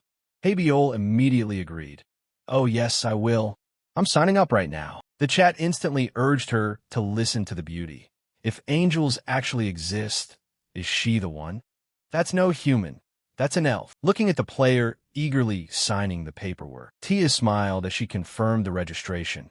"Hero of Arzilon, your registration as an adventurer is complete. Please check your schedule and try your best to complete your objectives. Here is your beginner kit. Blinking at the mystery bag, Tia explained, an appraiser's note, a spatial bag, and a starter stipend. We also provide basic weapons at the armory, so please head over and pick one out. Bowing with genuine affection for the gorgeous female NPC, Habiol beamed. Thank you so much, pretty big sister. Gently reaching out to pat the female streamer's blonde hair, Tia giggled. My goodness, thank you, dear. Feeling the realistic, gentle touch from the elf's hand, Habiol blushed furiously while her chat exploded with envy. Floating silently in the sky high above the city, Jinwoo monitored the interaction with a calm expression. Tia reported to her master. I just met a hero named Habiol, and she is absolutely adorable. It makes me want to torment her so bad. I want to quickly plunge her into misery just to see those eyes welling up with tears. Are all the summoned heroes this cute? Jinwoo nonchalantly replied. Who knows? But hey, we even managed to pull a real battle-hardened veteran from another world over here. She asked if he meant an actual veteran. Meanwhile, inside the guild hall, a shirtless player walked in with his arms crossed. So boring. A blonde player clutched his forehead in annoyance. This world is so dull, I could die of boredom. An old man nearby shouted, Waiter, bring me some noodles and a jar of bamboo, salt wine. Dumbfounded by the bizarre request, Tia blinked in utter confusion. We are harboring some real weirdos here. Watching a group of men suddenly break into a weird dance right in the middle of headquarters, Jinwoo softly praised her with a good job, making her call out his name in shock. Hey, you guys can't eat the request forms. Get them out of his mouth right now, hurry. Don't roll down the stairs. There's no secret passage down there. Your head's in a split open. I am not your sister, and I am definitely not your mother. Reading a glowing system notification rewarding players with the title prankster for driving the receptionist crazy, a player laughed triumphantly. Oh man, guys, we get a title if we drive Tia nuts. It's been 3 weeks, and we still haven't found anyone looking for someone brave enough to tease the lady. Sitting alone in a room, Tia trembled nonstop. Someday I'm going to see it. The sight of broken heroes weeping bitterly. If I can see that, I'd gladly sacrifice all my hair in exchange. Seamlessly transitioning back to the modern world of Earth. Massive news headlines flashed across screens, declaring the reality of the virtual game. A new world order had been established. A series of televised apology broadcasts and clarification shows aired back-to-back. Standing solemnly before the cameras in the dark, the famous tech reviewer Hendon bowed deeply to his audience. I am truly, deeply sorry. From now on, I will reflect on my actions right from the start. No, even before that, I was skeptical about the situation. I sparked massive outrage with my out-of-line comments and unverified statements. The issue was so severe that numerous countries rushed to air emergency broadcasts about something they had never even heard of before. Deep down, everyone already knew if they didn't adapt to this turning point, they would be left behind forever. This was a destiny they had no choice but to accept. And in the first week since our Zealand Saga's launch, Jinwoo walked into the bustling FS game office with full confidence and greeted everyone. Han Yong-sun eagerly pointed outside the large glass windows and asked, Boss, do you see all those trucks parked in front of the company building? Jinwoo replied, I see them. There are so many trucks today too, huh? Handing him a cup of coffee, the veteran developer Han Yong-sun laughed and said, The Soul Link craze is already in full swing, and we're getting flooded with calls. I'm so hyped, I even hugged the youngest employee on our team. The main character offered his praise. Everyone's been working incredibly hard. Han Yong-sun asked about the business plan. So when can we drop the next batch of stock? Jinwoo instructed smoothly. We'll open pre-orders for the second batch right on schedule. We've prepared enough units for 50,000 players, maybe even more. His mind drifted to his grand strategy. 50,000 heroes. With that many, we can enter the first phase of progression. It's time to start building everything up step by step. Turning back to his hyped-up team, Jinwoo announced the next content release. We'll also be starting the main story updates soon. Han Yong-sun cheered. Whoa, does that mean Leon is finally going to make his appearance? Leon is finally. Boss, Could you take a look at the merchandise plan for Leon? We've got keychains, acrylic standees, lens cleaning cloths, figurines. Everything's good to go. A female employee squealed. Ah, I want them so bad. After that, syncing perfectly with his physical body on Earth, the main character's consciousness was controlling his avatar, Prince Leon of Arzalon. So this is what Leon feels like, huh? All right. He really is ridiculously handsome. Suddenly, Tyrus spoke from behind as if reading his mind. I really overdid it, didn't I? This is so embarrassing. Frustrated, he stammered. Hey, knock before coming in. Completely ignoring his complaints, Tyrus whispered ominously. Prince Leon, or rather, a tragic traveler. Judging by those melancholic eyes, there must be quite a story behind them. Breaking out into a cold sweat at her completely unnecessary roleplay, he said, So you're planning on staying in character all the way out here? Slithering around in front of him, Tyrus looked up at him with her large eyes. Oh, traveler with the sad eyes, bearer of tragedy's light. Lost in her own romantic delusion, Tyrus pictured the handsome prince surrounded by a glittering shower of crimson roses. Would you listen to my story? My savior, the main character pleaded. Please drop that tone already. I'm exhausted as it is. Anyway, are there any good hunting ground around here for the heroes to level up? Tyrus answered directly. Not as far as I know, unless you mean outside the corrupted territory, where there should be plenty. Turning his back on her, he stepped out of the grand room. So we don't have any dedicated hunting grounds we can reclaim from the devastation? Stepping out into the desolate, dark wasteland in his original Archmage body, Jin Woo gripped his staff tightly and looked up at the massive, swirling storm of chaotic purple energy tearing through the sky. He stood alone, facing the true horror of the corrosion. The main character cast a protective barrier magic circle. This place still feels uncomfortable. A guest has arrived, yet you didn't even bother to come out and greet me. Raising his staff, he activated a high-tier magic spell and said, There you are. A massive fissure ruptured open, revealing the crackling afterimage of a purple monster corpse emerging from the swirling purple storm, complete with countless glowing red eyes and a massive, grinning snout. The Lord of Corrosion mocked the Archmage. He. I knew you'd come. Even if you didn't make such a racket, were you planning to hand over your soul in the end anyway? That mage back then, the main character observed, thinking to himself, Ella's noble priests and paladins had all fallen before this creature.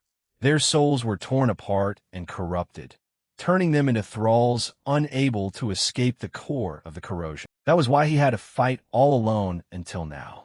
It was a solitary, unbearable battle, and in the end, he was defeated. The purple monster growled, Accept your fate.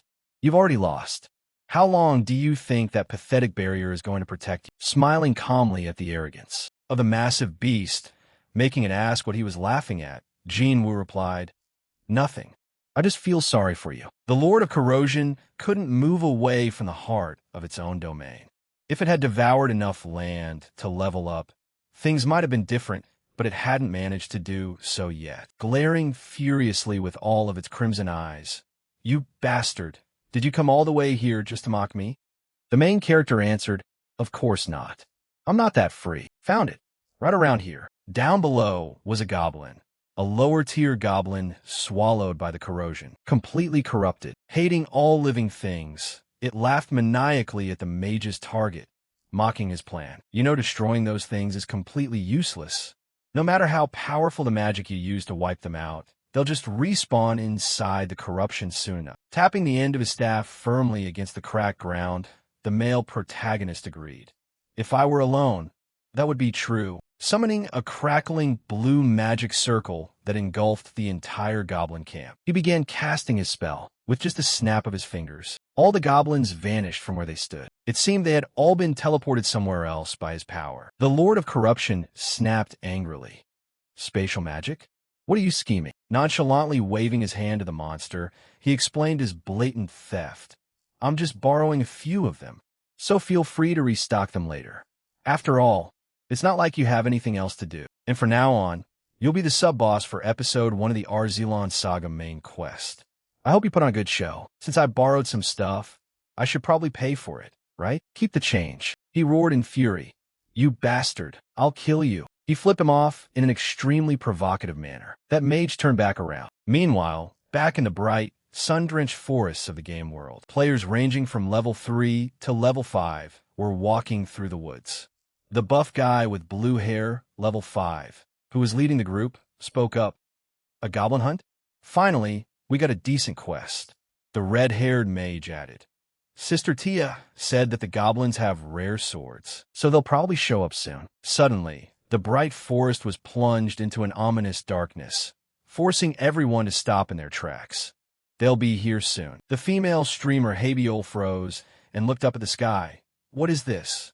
Suddenly, the sky turned pitch black, and the chat took the opportunity to say they were scared and wanted to hug the female streamer, prompting others to call him a real opportunist. Someone else said they had a bad feeling about this. Emerging from the squirming purple shadows that crawled forward with glowing red eyes and jagged weapons, a pack of goblins blocked their path. The blue-haired guy immediately analyzed the new enemies. Wait, but they're huge and purple. Are they elite monsters? Seeing the goblin roar and prepare to attack, the blue-haired guy got into position, drawing his sword to counter. They're still just pathetic little creatures. I'll finish this in 3 moves. Charging forward at an unbelievable speed, the goblin pierced right through the player's defense, making his eyes widen in pure panic. Watching her teammate get instantly crushed by the monster's brutal attack, the red-haired mage frantically spun her staff. You bastards! Fireball, unleashing a massive fiery explosion that swallowed the dark forest. The mage hoped for a victory. Did I get them? The chat instantly flooded with question marks, bursting out of the thick smoke completely unscathed. The monstrous goblin instantly wiped out the magic user as well. The chat immediately asked why a mage was casting a resurrection spell. Resurrection magic is an absolute truth in every game. Is he seriously dumb? They're really fast. They must be elite monsters. This isn't gonna work. Goodbye. Time to run. Do something. If you die, you can't log in for an hour. Whoa, this game is crazy, scarier than a horror movie. Habiol stammered in horror. Are they all dead? These aren't normal goblins. We can't win this. The goblin lunged at her with its jagged blade. Closing her eyes in terror, she prepared to take the unavoidable fatal blow. Suddenly, a dazzling, gorgeous arc of golden light sliced through the darkness, effortlessly crushing the monstrous goblin into dust. A devastating slash sliced the goblins in half. Opening her eyes in confusion as a radiant aura filled the battlefield, Habiol stood mouth agape. Standing tall and imposing in front of her with his blue cloak fluttering, the handsome Prince Leon flashed a smile. We meet again, Lady Hero. Is everyone all right? Neuf relax, parti, Omegawa. World-class luxury watch models all run on intricate parts delicately interwoven with one another. Meticulously designed by master craftsmen, these parts function without the slightest error, proving the worth of a masterpiece. Here, Leon's body was no different, possessing a flawless physique meticulously infused with 24 layers of high-level magic, thanks to the dedication and skilled hands of the Arzelon artisan, Tyrus. Perfection itself, where even dust turned into flower petals upon touching him. He was forever gorgeous. Dazzle, a radiant aura, a gentle light that adjusted itself based on the emotions of the viewer. Dazzle, a wafting fragrance emitting the most pleasant and comforting scent, custom-tailored to the target's preferences and mood. 21 other types of magic were currently active, staring blankly at the insanely handsome knight in front of her. Wow, he's so radiant. Right then, someone donated 10,000. Get a grip, stop drooling. Honestly, I'm drooling too. The female streamer Habiol snapped out of her daze. I didn't even realize. Pull it together. Looking down at her with concern, he asked majestically, Are you all right? Are you hurt anywhere? Blinking repeatedly in total confusion, Habiol stammered, Huh? What? Yes, I'm fine. Raising his glowing hand to cast a brilliant spell. I'll cast a healing spell just in case. Feeling a warm, golden aura envelop her body, Habiol gasped in surprise. While the chat blew up, this is crazy. They don't have that at the vocational training center. Can we learn that too? Looking down at her own hands as the divine magic washed over her, she muttered, I'm not hurt, but I can still feel the energy surging. Suddenly distracted by a glowing notification flashing in her field of vision, the female streamer cheered. Ah, a 100,000 donation. Look at the gentleman, Audrey Ben. Leon, I love you, do a cute pose, she announced. Here comes the reaction for 100,001. Doing her 10 combo wink attack. The guy looked at her with a bewildered expression that ended up making her feel embarrassed. He looked at her and concluded, Oh dear, it seems you've suffered a head injury. Placing his glowing hand directly on her head, the male protagonist offered gently, I'll heal you right away. Habiol screamed in embarrassment. No, I didn't. Seeing a fresh wave of donation alerts demanding an embarrassing dance. The female streamer retorted bitterly, Ah, I'm not doing it, never. Observing her sudden erratic behavior with a calm gaze, the male protagonist thought to himself, should I play along? Losing her mind in shock as a massive 5 million donation exploded across the screen. Demanding she do a bunny dance, Habiol yelled out, 5 million? Raising her trembling hands to her head to make little bunny ears. The female streamer surrendered to capitalism. Hop, hop. Your little bunny is just for you. A cute little bunny is making a surprise appearance. Don't look at me like that. Witnessing that ridiculous display of financial submission, he reflected internally. So this is capitalism. The power of money truly is mighty. The male protagonist suggested, Your head definitely needs proper treatment at the temple. For now, let's move to a safe place. With tears streaming down her face, the female streamer whined. I told you I didn't hit my head. That was the moment voted the best clip of the year, not just by viewers, but by the entire streaming site. Best clip of the year. This is how a person changes when suddenly gifted 5 million won. Views, 3 million. Following the majestic hero through the dark forest, Habiol looked at those broad shoulders in awe. Whoa, even his back is handsome. Stopping near the edge of the magical forest, he turned around with a reassuring smile. We're here. Watch your step. The female streamer replied, gratefully. Ah yes, thank you for saving me. Seeing this, the chat started poking fun. Is talking in a baby voice in front of a handsome guy scientifically proven? But wait, Leon doesn't even have a player info board popping up. Is he a main NPC? Judging by his looks and stats, he's definitely a main character. The male protagonist spoke up. The goblins probably won't be able to chase us all the way here. Standing up straight to introduce herself properly, Habiol added, My thanks are a bit late, but my name is Habiol. He introduced his fabricated identity. I am Leon, a traveler. I've been traveling and investigating the corruption. That was when I noticed monsters tainted by corruption appearing around Avent. I'd love to believe the magical barrier is still holding strong, but a sinister plot might be underway. Looking up at him with curious eyes, Habiol asked, Are the goblins purple because of the corruption too? He confirmed, That's right.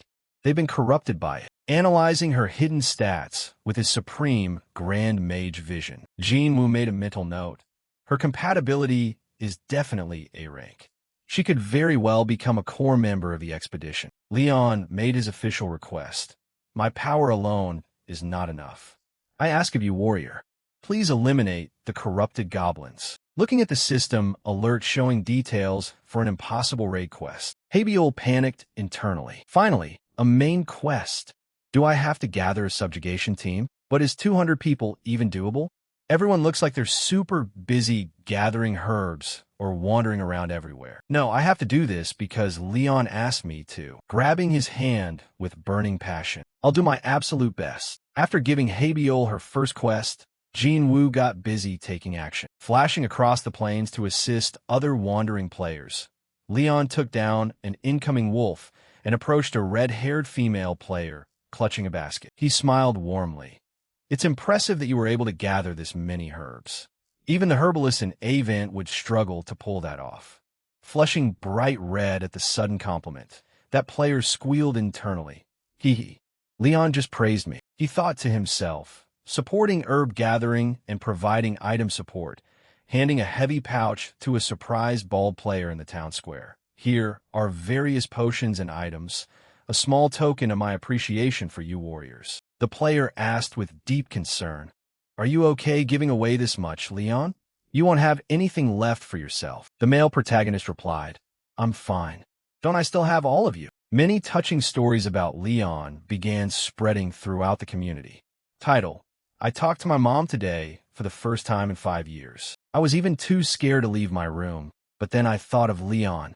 I used to be terrified of even stepping outside my room, but then I thought of Leon. He called me a warrior, so I thought I should build up the courage like a real warrior. When I opened the door and walked out, my mom hugged me and cried. I felt so guilty. My heart hurt the most when she blamed herself. I'm a warrior, so I won't live pitifully anymore. I'll get a job and pay off my debts. And since a lot of newbies will be joining Arzilon from now on, I'm going to take care of warriors like me too. The chat exploded over Leon's performance, endlessly praising him as a true warrior, comparing him to a god, and calling this the ultimate captivating virtuous cycle of the game. Sitting comfortably at his computer desk back on Earth, Jinwoo read the overwhelmingly positive forum posts with a satisfied smile. Wandering around diligently really paid off. They're getting more motivated and the current vibe is great. At this rate, the subjugation team will come together in no time. Should I speed up the plan a little bit then? Pushing open the doors, leading into the glowing control room, Jinwoo stepped inside as Tyrus greeted him respectfully. You've arrived, Master. Approaching the high-tech magic arc swirling in the middle of the room, he asked how the control device was doing. Tyrus reported, "It's perfectly connected. The magic tower acts as a medium, allowing us to control the fine details from here." Jinwoo felt the dark forces from afar. Very good. I can feel the energy of the corruption core outside this temporary core. A cold, calculating glint flashed in his eyes as he mapped out the raid activation sequence. If the goblins spawn more frequently, they'll form the subjugation team much faster. Turning back to his loyal subordinate, the male protagonist gave his next command: call Hasman, Howlon, and the key NPCs. Asking curiously, "Understood, my lord. What is the reason for gathering them?" A menacing, dark smile appeared on Jinwoo's face. As he prepared to unleash his fabricated villains upon the players, "It's time for you guys to become goblins." A moment later, the voices of his subordinates rang out respectfully. "You summoned us, Master. We heard there's something we can do for Arzilon." Baron Hasman aghast added, "We will help as much as we possibly can." Annoyed by them breathing so close to him, the male protagonist requested, "Don't get right in my face, just sit down." Hasman eagerly asked from his seat, "What kind of work is it?" "I'll do my best to support you." Jinwoo added, "Didn't Tia tell you?" "Then I'll explain when Tia gets here." Behind him, with haunting eyes and heavy dark circles, Tia muttered, "I'm right here." Jinwoo turned around in surprise, stammering, "Oh." Wrapped in a menacing dark red aura, she asked creepily in utter exhaustion, "Is something wrong?" Jinwoo questioned her weird behavior. "Come on, is invading personal space a new trend now? You almost gave me a heart attack." Collapsing onto the sofa, Tia lay completely motionless while the male protagonist asked with genuine concern, "Anyway, what happened to you? Is something wrong?" She shot back in disbelief. "Is something wrong? Seriously? Why does the Mage Tower keep making useless titles like that? That damn hero bastard. I mean, the hero said if I do well, I'll get a title. He spends all day at the Adventurers Guild pulling stupid pranks. Right in front of me. He keeps doing those antics and stealing stuff. Please stop wasting precious magic stone power on useless nonsense." Laughing awkwardly to smooth things over, the male protagonist gave in to her endless complaints. "I get it. Okay. Got it. My bad." How are Hor and Hasman doing? Sitting stiffly next to each other, the former pope was shrouded in gloomy purple shadows. "The heroes are starting to suspect who I am. I was just sitting there minding my own business." But Hasman looked just as terrified by the player's audacity. "Me too." Jinwoo realized the massive psychological toll the Earth gamers had inflicted on them. Tia then shifted her attention and asked, "So why did you call us here?" Tyrus, standing nearby, asked why she didn't tell them, to which she replied, "Because I wanted to see everyone's reaction with my own eyes." The male protagonist complimented her. You really are one of a kind. Here, take this. Receiving the game controller, Tia inspected it. What's this? Hearing that, he explained its sinister purpose, a device to control goblins. All three of you will become goblins and slaughter the heroes to help them farm EXP. Tia added helplessly. Excuse me, you want us to go that far and control those dirty little creatures? And on top of that, we have to become goblins that get trampled and killed by heroes? That's too much. Jin Woo coldly justified the sacrifice. It's all for Arzilon. The heroes must be killed so the conquest party forms faster. And besides, the ones being trampled aren't you guys, it's the heroes. The heroes are guests of the spirit. Even if they die, they respawn. Don't hold back. Help them farm EXP. Sweating profusely upon hearing how quickly she adapted to the toxic mindset, Haolan watched with deep anxiety. What was that last part? I must have misheard. Tia asked her master for instructions. Anyway, this looks pretty interesting. How do you use it? Jin Woo agreed. The left thumbstick controls movement, and pressing the right buttons makes it perform designated actions. The controls are simple, so it's not too difficult. I'll pull up the screen, give it a try. Gripping the controller nervously. Like this. Watching a purple goblin sprint across the holographic screen, Tia was amazed by the smooth responsiveness. Oh, it moved. Whoa, this is pretty cool. The male protagonist praised her for doing well, and she continued, Leave it to me. I'll give the heroes enough motivation so we can gather a massive conquest force. The former pope observed their evil smiles and questioned their morality. You guys are actually enjoying this, aren't you? Tia answered nonchalantly. It feels pretty good. Sometimes I just want to control someone who's conscious exactly the way I want. Hasman cleared his throat and added, Ahem, master, I'm usually alone. I have plenty of time. Hasman continued, Strategy and tactics happen to be my specialty as well. The male protagonist pulled out 2 more controllers and handed them over, giving them full autonomy. All right, I'll trust you guys and let you handle it. Instantly immersing themselves in pure gamer joy, the 3 of them happily played their game while Tia cheered. Ah, it can even backflip. The Pope rejoiced. Haha, looks like I'm not alone anymore. What an ugly little thing. See? With something like this around, a guy like me isn't so bad after all. Turning back to the room, his eyes glowed with magic as he activated the photo feature. Jin Woo pulled out his phone, showing their happy moment as the lock screen. The scene cuts back to the modern world. Once the rotten goblin is defeated, the lowest level of contamination will be revealed, marking the start of episode 1 in the main story. So if we time the second round of sales to align with that, suddenly, a loud clattering noise breaks the quiet atmosphere. Grandfather and big sister suddenly stand up in heavy silence. Everyone runs out of the dining room, leaving him alone in shock. Looking at them, he mutters in confusion, What's going on? Sometime later, in the vibrant land of Arzilon, eager players shout their recruitment calls to the massive crowd in the bustling town square. Join the Goblin Raid. Looking for high rankers to go slaughter those bastards. Let's go together. I saw the Adventurer Guild posted a recruitment notice for rovers. I snagged a spot in a party right away. We're going to completely obliterate those bastards. My herbs, my meat. 10 hours of hard labor gone in the blink of an eye. Looking at the noisy crowd, he blinks in earthling bewilderment. What on earth is happening here? The scene shifts elsewhere, where the goblin slashes fiercely through the air, leaping high above the battlefield. The nimble goblin prepares to strike as a warrior orders his party to attack. The mage support beam responds, Leave it to me. Players are shocked by its advanced combat mechanics. Are they crazy? Since when can goblins cast magic? The extremely aggressive goblin wipes out the panicking warrior. Clutching her controller, Tia lets out an utterly unhinged laugh as she fully embraces her toxic gamer persona. What does that feel? Huh? Nice combo.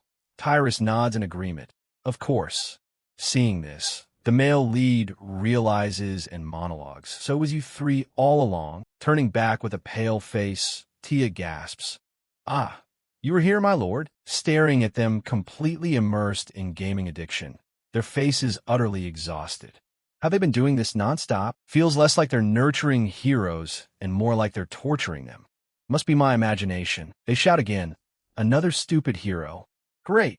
Hearing that, he thinks to himself, you are torturing them, aren't you? The male lead steps forward to say the goblin's info was just updated, but she keeps laughing maniacally. Ha ha ha, die, die all of you. Level 10. Red Ice Unbinding Hero Slayer. Goblin Race Rotten by Contamination. Combat Log. 24 minutes ago, killed young man. 12 minutes ago, killed he. 1 minute ago, killed the girl who flipped the bear. The male lead thinks in despair. Hero Slayer? Don't tell me that title came from the Mage Tower. How many heroes have you guys killed? Turning to his subordinates with a sinister smile, the former pope suggests, Tia, I believe it's time we do that now.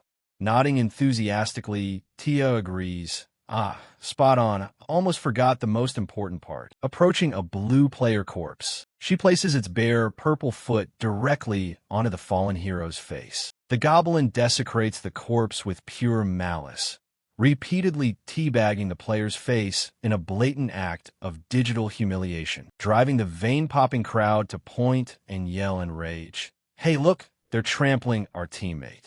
Those crazy bastard goblins. Tia revels in her absolute power over the helpless earthlings. What can you heroes even do to us? Absolutely nothing, right? Jin Woo instantly wonders. Where on earth did they learn that? Well, this ought to be enough motivation. The result is just as expected. Gathering into a sea of heavily armed heroes, unimaginable rage explodes in the town square.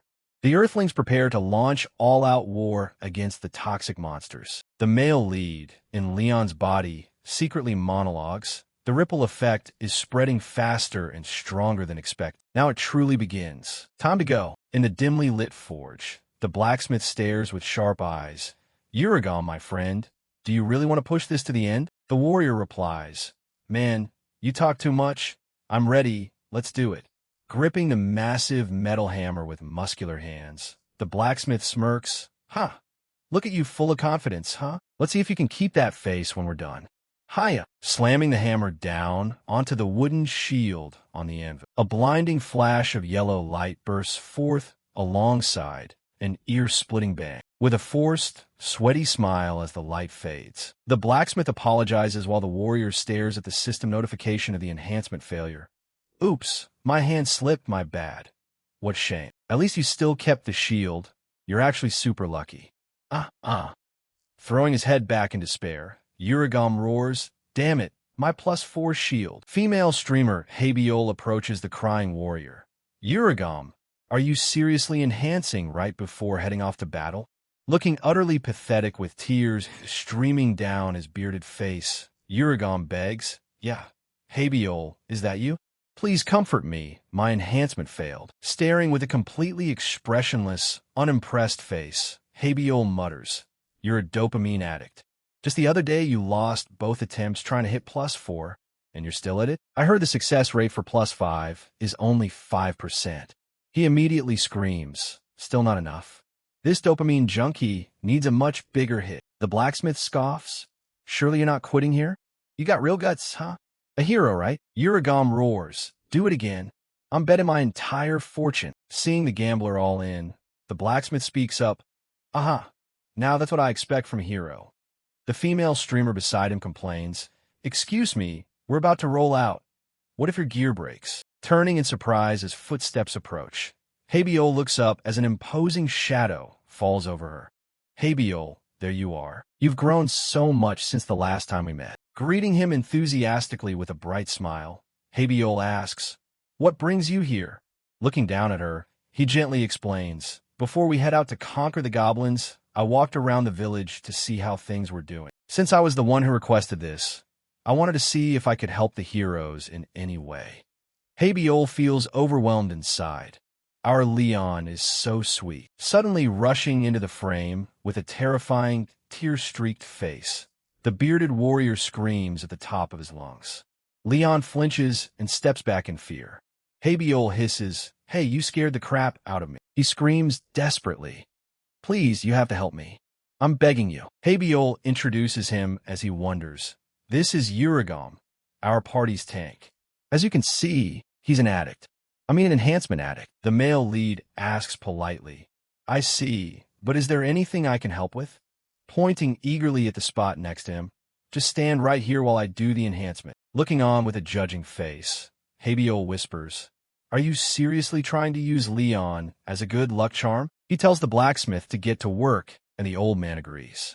He nods to signal the blacksmith, who seems to misunderstand it and nods back in response. Swinging down at a terrifying speed, the hammer becomes a motion blur. Colliding with a wooden shield, a soaring pillar of divine yellow light bursts forth, illuminating the entire dark forge as they watch in awe. Oh, upgrade successful. Ironbound wooden shield rank +5. The warrior screams in disbelief. Wah, I got the server's first +5 enhancement, and it has top-tier stats. Thank you, thank you. It's all thanks to you, Leon. The male lead humbly replies, haha, I didn't really do anything. Instantly turning into a sinister monster, Uragam laughs crazily. Habiol, do you see this +5 shield? Oh, where'd she go? Maybe a loser without a +5 isn't even allowed to look at it.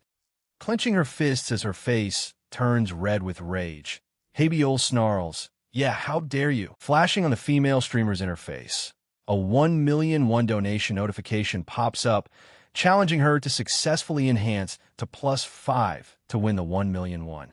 The streamer's eyes widen. Oh, really? Leon, please pat my bow just once.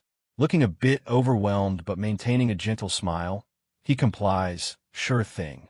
I hope it succeeds, slamming the flaming hammer down onto the anvil with a sharp clatter. The muscular blacksmith keeps grinding away. A magnificent +5 white wooden bow glows brilliantly beneath the success notification, leaving Habiol gasping, no freaking way. The chat stream pops off saying max stats.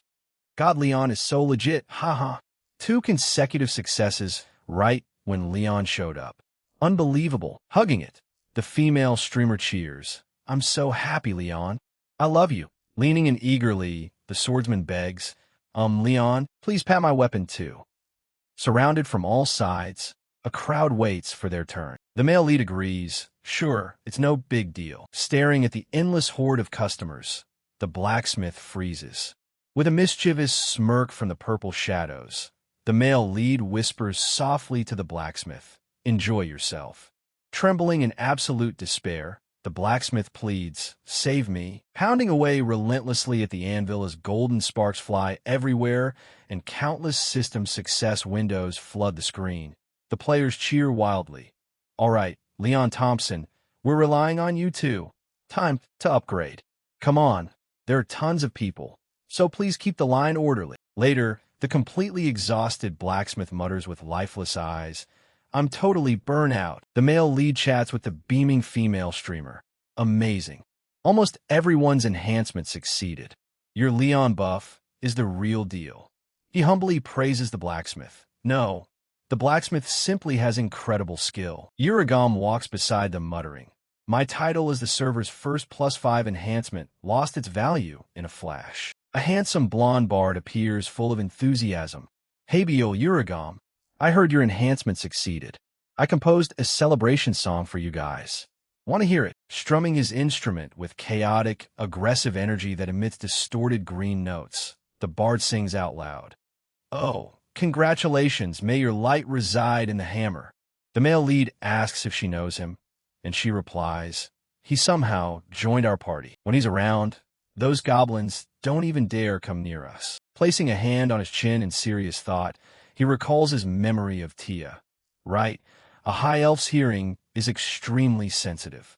No wonder she couldn't hear me recently, even when I called her from right next to her. But that soul color, it feels so familiar. Recalling a sharply dressed man from his past life, beaming with a bright smile. Jean Wu's inner voice echoes as the system reveals the bard's trait. Grade B, idle trainee. Unyielding, big brother. Seeing him cover his face in frustration, she's about to ask, but the male lead says it's nothing. Sensing 2 high-level guild masters nearby, the male lead's attention is drawn. The woman speaks up, I'll take the lead, so you guys just follow me without a word. The male guild master replies, well, hunting dogs usually go first, so I'll let you do that. Glaring back at him, the female guild master snarls fiercely. What? Has this bastard lost his mind? Level 12, Life Hunt. Title, Versatile Hunter, Guild Master of the Hunter class. He smirks threateningly. Don't bark so hard. I feel like boiling anything that barks at everything. Level 11. Grand Duchess of the North. Title: Manhwa Guild Villain Slayer, Guild Master of the Warrior class. She growls with murderous intent. Look at that attitude. Want to settle this right now. The red-haired warrior radiates a terrifying aura, prompting him to calmly raise his hands and intervene. Hold on a second, heroes. We're about to roll out. So instead of this, why don't we go fight the goblins? They immediately recognize him, and the scarred hunter apologizes. Oh, I showed you a disgraceful side of myself. Looking at them with astonished eyes, he recognizes their faces from the real world. Wait, these people look familiar too. My grandfather and big sister. So that's Granddad's new body. But setting that aside for a moment, he remembers Jin Woo's sister's past personality. I made some ramen. Do you want some? Jin Woo, look at this, isn't it cute? Now, instead of that gentle personality, she's shouting loudly and full of energy, "You bastards, kill them all." He thinks to himself, why did my sister turn out like this? Anyway, I can't believe both of them created guilds and became guild masters. To form a guild during this event, you need 1,000 contribution points. Even playing without sleep, hitting 1,000 contribution points is nearly impossible. Is the B Corporation being run properly? Suddenly, excited voices erupt from the massive crowd gathered behind him. Oh, it's Leon. Leon, you came. We gathered to defeat the goblins. We gathered after hearing the request from you, and Habiol. The male lead speaks up, his eyes sad. Thank you for responding to my request. She immediately replies, of course, you helped us out after all. The male lead reads off a series of names joining the expedition. No, Stin, 18 Honeypot, Nanim, Landum, Lining, Sime, White H carrying Prince. Everyone has grown so wonderfully. Fighting alongside you heroes is my greatest honor. Will you give me this privilege? The massive crowd roars in unison. Of course. Let's do this. Yeah. Smirking with confidence and a brilliant spark of leadership in his blue eyes, he commands, awesome. Let me roll out. The male lead walks majestically toward the giant city gate, where rows of NPCs stand at attention. Fading into a pure, white sky, anticipation builds. Hena shouts orders to the town guard squad. Knights of Yen, salute the heroes. Striding forward with absolute authority, the male lead leads a sea of enthusiastic heroes with the confidence of someone who already has a plan. Taking steps under a brilliant orange sunset sky, a massive army of proud heroes marches forward. The energetic warrior says, whoa, Rue is really pumped up, huh? A view this nice suddenly makes me crave a drink. The guy behind him adds, I brought some fruit wine. Want to have a bit? The blonde bard frantically takes notes in his journal. Ah, looking at this breathtaking scenery, inspiration just keeps pouring out of me without end. Gotta write it down quickly before I forget. The bald guy walking next to him yells in anger. Can you stop playing that weird heavy metal music? Bathed in the golden glow of the brilliant late afternoon light, he walks at the vanguard of the noisy crowd, thinking, maybe because we view this as a game, it doesn't feel too serious. No, this is enough. If we force them to fight, they'd be no different from slave labor. From now on, let's keep selecting heroes, training them, helping them grow and fight. A respectful voice comes through the other end of the magic connection. My lord, just as you said, we have finished investigating the heroes and nurturing them. We've transferred all support from the mage tower to that side, so there shouldn't be any issues. Tia chime in. We're ready too. The goblins have grown stronger as well. Look forward to it. Howlon and Hazman have gone to prepare their part, and all the resting villagers are watching from our secret base. A blinding burst of purple energy slams directly into him, making his deep blue eyes widen. For now, we should pull back. The male lead swings his sword to block the incoming attack. Everyone step back. This is an invasion attack. The people behind him wonder in confusion. A sacrificial ritual right in the middle of a battlefield, erupting from the dark soil at terrifying speed. Countless writhing purple tentacles shoot upward, making them look up at the massive mass of dark energy twisting wildly in the sky. What the hell is that? A tentacle flies toward the female streamer and wraps tightly around her before she can move to dodge. With an earth-shattering thud, the sword releases an explosion of brilliant golden light that rips through the night. Enveloped in crackling, brilliant golden lightning, Prince Leon the hero lets out a mighty roar. Just channeling his full divine power straight down onto the battlefield. A giant pillar of blinding golden lightning completely wipes out the shadow tentacles in a space-shaking boom. Turning back to look at his stunned party members. Is everyone okay? Replying while trembling, Habiol stammers, yes, thanks to you. His sister continues in panic. Hey, wait a minute, something's wrong with the sky. Casting a dark shadow of despair over the ruined, pitch-black battlefield. A solar eclipse gradually takes shape as the brilliant sun is completely swallowed by thick, red and black tentacles of corruption. A black sun? Echoing hauntingly across the creepy wasteland with a throbbing, heavy beat. Rising from jagged cliffs bathed in an eerie, glowing red light. A horde of goblins armed to the teeth growls and stretches out, showing off sharp fangs and sheer bloodlust. Guys, I think we're seriously screwed. Their numbers are way too overwhelming. This is a full-blown war. Trembling violently with drops of sweat soaking her pale face, Habiol realizes the grim reality while her chat stream explodes with frantic messages. The scale is insane. Who planned this? Holy crap. Exactly. This is pure dark fantasy. What kind of friend rescue campaign is this? He analyzes the seemingly impossible siege. Turns out it was a trap. They were waiting for us all along. To set such a massive trap, they must have known in advance where the raid force was setting off from and how big it was. His sister adds through gritted teeth, which means there's a traitor inside Avent, and that is our male lead. Tia controls a goblin and roars. That will never happen. The player looks in despair at the overwhelming enemy forces. Look at their numbers, and there's even a crazed ancient dragon. We're doomed. Lowering his eyes, a quiet shadow covers his handsome face. He takes all the blame upon himself. It's all my fault. The heroes aren't ready to face that evil dragon on their own yet. I'll send the heroes back to Avent with a snap of my fingers. A teleportation magic circle spreads wide around the stunned players. Glowing brightly with a star icon on the system interface, Leon uses all his power to send you back to Avent. Do you accept? If you die on the battlefield of demonic souls, you cannot revive in Avent for 3 days. Death penalty increased by 50%. The female streamer immediately shouts out loud. What about you? Leon turns his head slightly with a sad yet breathtakingly beautiful smile without saying a word. Habiol realizes the heartbreaking truth unfolding before her eyes in utter shock. If you send us all back, Leon will be left all alone. Even if I die, I still want to fight beside Leon till the very end. The warrior excitedly raises his weapon and shouts, Great job! Hurry up! A Valhalla warrior never backs down. Do you really think we'd flinch before those trash? Let's fight. Hunters, get ready to hunt. Tonight's dinner is goblin meat. I'll turn you guys into a set of goblin armor. How's your goblin hunt going? Let me play a song to honor everyone.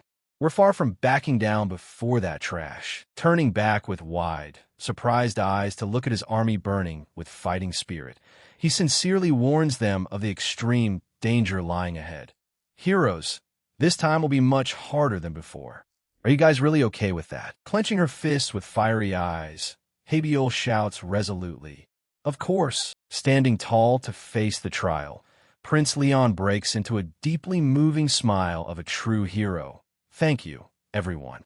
As long as the heroes don't give up, even if this soul shatters, I will still stand by your side. Pure divine power bursts from the blade, enveloping the entire army in a blinding, holy light. Is this a buff effect? I can feel an incredible surge of power. Pointing the glowing sword straight ahead, the male lead lets out an ear-splitting, heroic roar. Unafraid on the cracked, scorching land of Arzalon with weapons raised high, the massive army of Earth Gamers roars fiercely as they charge straight into the sea of bloodthirsty goblins. Sitting comfortably in the secret control room, the old blacksmith speaks up and asks, now the real war has begun. By the way, Tia, If the heroes choose to retreat, the biggest risk is that all of them will become corrupted, right? Clicking away on her controller, Tia explains, doesn't matter anyway, they can't get out no matter what. Since the plot is forced to progress, that part will just be skipped. Hearing that, the old blacksmith replies, "Ah." As expected of Miss Tia, she secretly admires her master's terrifying genius. In that case, maybe they've given up on expecting anything from the heroes. But Jinwoo was right. Those heroes from another world really are fighting the beasts for our sake. And if that's the case, then I have to go all out to wipe them out completely. The warrior with his shield raised high yells, "Shield unit, move forward. Launch shield bash. Burn them all to ashes," slamming his heavy shield straight into the enemy, creating a bone-crushing impact. A system window pops up. Rank E skill, shield bash. Charge into enemies with a shield to inflict impact damage and stun hit targets. Effect scales with shield defense stat. Ha ha ha. This is what using a +5 shield feels like. The bastards leap out from the bloody chaos of the battlefield as a goblin raises its wooden club high and slams it down with a piercing screech. Ugh, block it. Everyone hold the line. Ngu raises his sturdy wooden shield to block the fatal airborne strike. Players are knocked back one after another, taking fatal damage across their bodies. Right at this moment, the male lead dashes over and calls out to Uragam, "I'm passing through." He steps on his shield, using it as a springboard to leap high into the air, using all his strength as he yells out to Fake and slashes down with lethal force. Prince Leon rips through the darkness with a sharp, echoing swoosh. He plunges down, shattering the ground and blasting the goblins backward, standing majestic and imposing in the middle of the bloody slaughter field as the goblins suffer the attack in terror. The explosion gradually settles down as the smoke and dust clear away, his deep blue eyes blazing with unshakable resolve as he speaks. "I will protect the heroes." Her eyes glaring wide with bloodshot rage, the big sister roars fiercely to rally the army's combat spirit. "Leon showed us how it's done.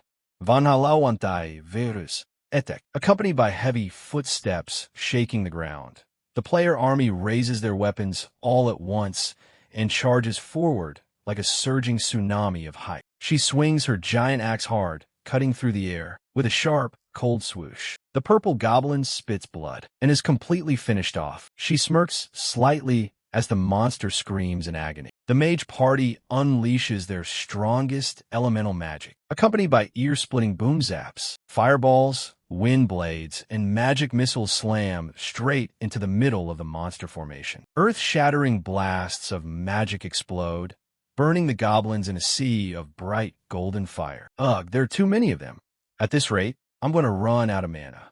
A female mage asks worriedly, "Did you bring enough potions?"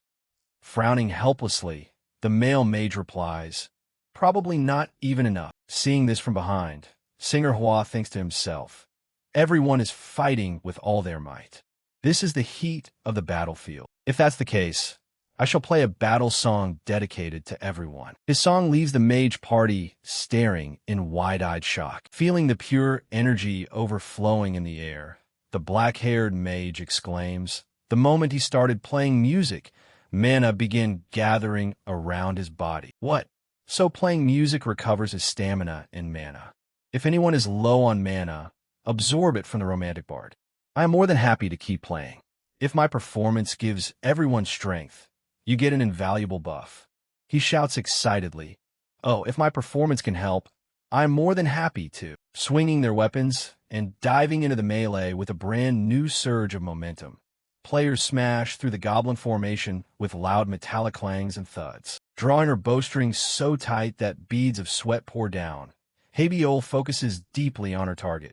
Bit by bit, we're pushing forward. No matter how many goblins there are, at this pace, we might actually win. Suddenly landing straight from the air onto the ground with an earth-shaking thud, a massive dark shadow blows away the surrounding players. What on earth is that?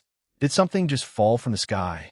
It's the hero Slayer, slamming its giant axe onto the ground with a heaven-shaking crash. The monster unleashes a wave of purple magic that tears through everything. Corpses of countless purple goblins lie scattered everywhere before their fingers suddenly twitch and wriggle. Resurrected from the dead under dark power with a creepy crunching noise, the goblin corpses slowly stand up, making the horrified players scream in terror. Holy crap! The dead goblins are standing back up. Ugh, come on, you've got to be kidding me.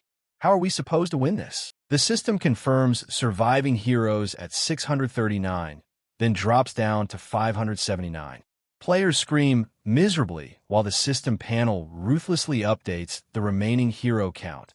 509. Charging straight at the boss, the male lead shouts, "Your opponent is me." Baring its fangs, it roars maniacally. The hero slayer frantically pushes its weapon forward, blocking his surprise attack with lightning-fast reflexes. He swings his sword once more, slicing its body clean in two, making the players explode in cheers. Leon took down the hero slayer.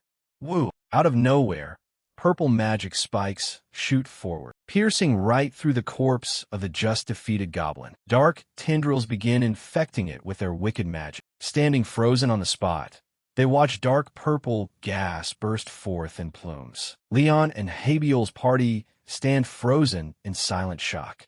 Smirking ominously to reveal sharp fangs, the hero slayer completely resurrects once more and roars in defiance. He frowns in tension while Habiol stammers in fear.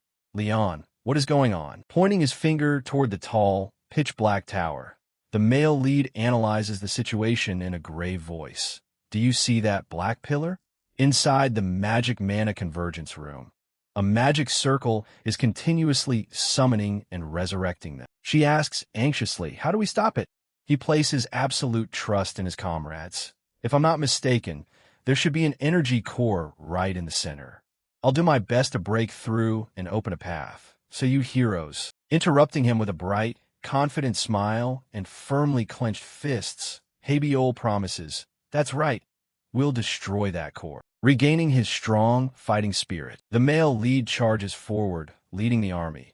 "All right, let me push through together." Following closely on the heels of their commander with heavy running steps, players charge into the horde of frantically roaring monsters surging like a bloodthirsty purple tide. The frantic goblins raise their weapons high and rush forward to block them. Gripping the hilt with both hands while blinding yellow lightning explodes all around, he channels his full divine power into a decisive slash. The male lead triggers a blinding explosion of light, roaring like a hero that sweeps away everything in its path.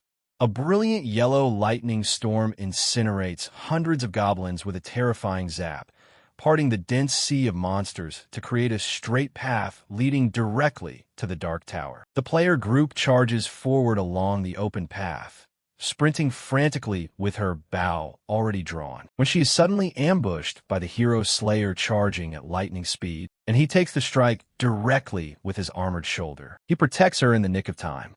She screams while the male lead grits his teeth, bearing the corrosion of the purple gas. Spinning around to unleash a sharp sword line with what little strength he has left, he cold-bloodedly finishes off another approaching enemy. Dropping to one knee on the dry ground, Habiol screams in panic, "Leon!" Raising his head with a tired smile, his eyes shine with an unquenchable flame of resolve. He commands, "Go, look straight ahead, keep running, we'll keep this path open." The system coldly announces the remaining heroes, 192. Slumped in absolute exhaustion, the mage gasps in despair. "Damn it, I'm completely out of mana. Screw it, if I'm going to die to these goblins anyway, I'd rather self-destruct." A mana burst detonates all remaining energy in his body into a brilliant bomb. The heroes let out one last scream. Remaining heroes, 42. Gritting her teeth and running at breakneck speed with sweat pouring like rain, Habiol looks in despair at the black tower still obscured by thousands of monster layers. "Ugh, there's still this many left?" You two keep going all the way to the end. Stopping in her tracks, she draws her bowstring glowing with an intensely blinding emerald green light. The female streamer unleashes her ultimate skill. Spirit arrow rain showers down on the goblins like a gorgeous jade meteor shower, piercing through every enemy. Falling backward, Habiol breaks into a bright smile and leaves her final hope with them.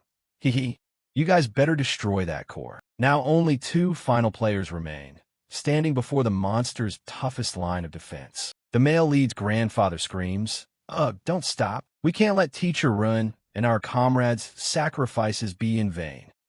The big sister replies gruffly, "I know, old man," stomping hard on the ground to create extraordinary spring power. Both heroes launch themselves into the fiery sky like vengeful arrows, combining their strength to pour all remaining power into a single attack. They plunge straight into the glowing red core crystal with a loud metallic crash. Unable to withstand the crushing pressure of the fatal strike, the dark crystal instantly cracks open with a shattering crunch. "We did it. We destroyed the core. It's finally over." Suddenly, a skeletal hand emerges from within. "Who said it's over?" Opening their eyes wide and speechless, sheer horror, the two stand frozen in place as a death entity with glowing red eyes slowly rises from the dead. "Arrogant trash. You won't be leaving here alive." The wicked skeletal entity stands imposing, emerging from the dark magic mist. "You vermin have caused quite a bit of trouble. It's time for you to die. You filthy remnants of light. Damn it, there's no way we can block that attack." A steel-armored foot steps resolutely forward. Leon instantly charges out to shield his comrades. The magic attack strikes down in a violent explosion, shaking the ground. Gah! Magical light bursts furiously across the battlefield.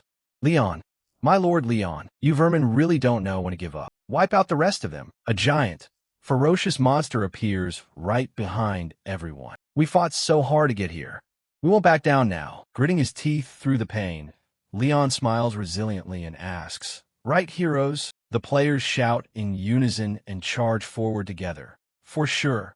We'll fight alongside you till the very last minute. Charge!" The brave player alliance charges straight into battle against the monster horde. The giant, ferocious monster swings its spiked mace, aiming straight down. A breathtaking clash unfolds before thousands of online viewers. A viewer watching through the screen slams the table in anger. "Damn it, Prince Leon. These sick game devs. Are you guys really planning to wipe out the whole server?" He clutches his head in deep regret. "Damn it. If only there was a way for me to jump in and help. Why did I doubt the pre-orders back then? I should have just bought the device." The young guy stands in shock as a strange notification window suddenly pops up. "Huh? Goddess Ella is calling for help from future heroes. Are you willing to grant her your power? A live event. Goddess Ella wants our help." A viewer watching on his phone suddenly shouts, "Wait, even people watching the live stream can join in." People on the subway hit the button all at once. Future heroes? Does she mean as viewers? If we all click this, we can save the players in Arzelon. Definitely a yes. The glowing notice panel sent a thank you message. "Thank you, heroes of tomorrow.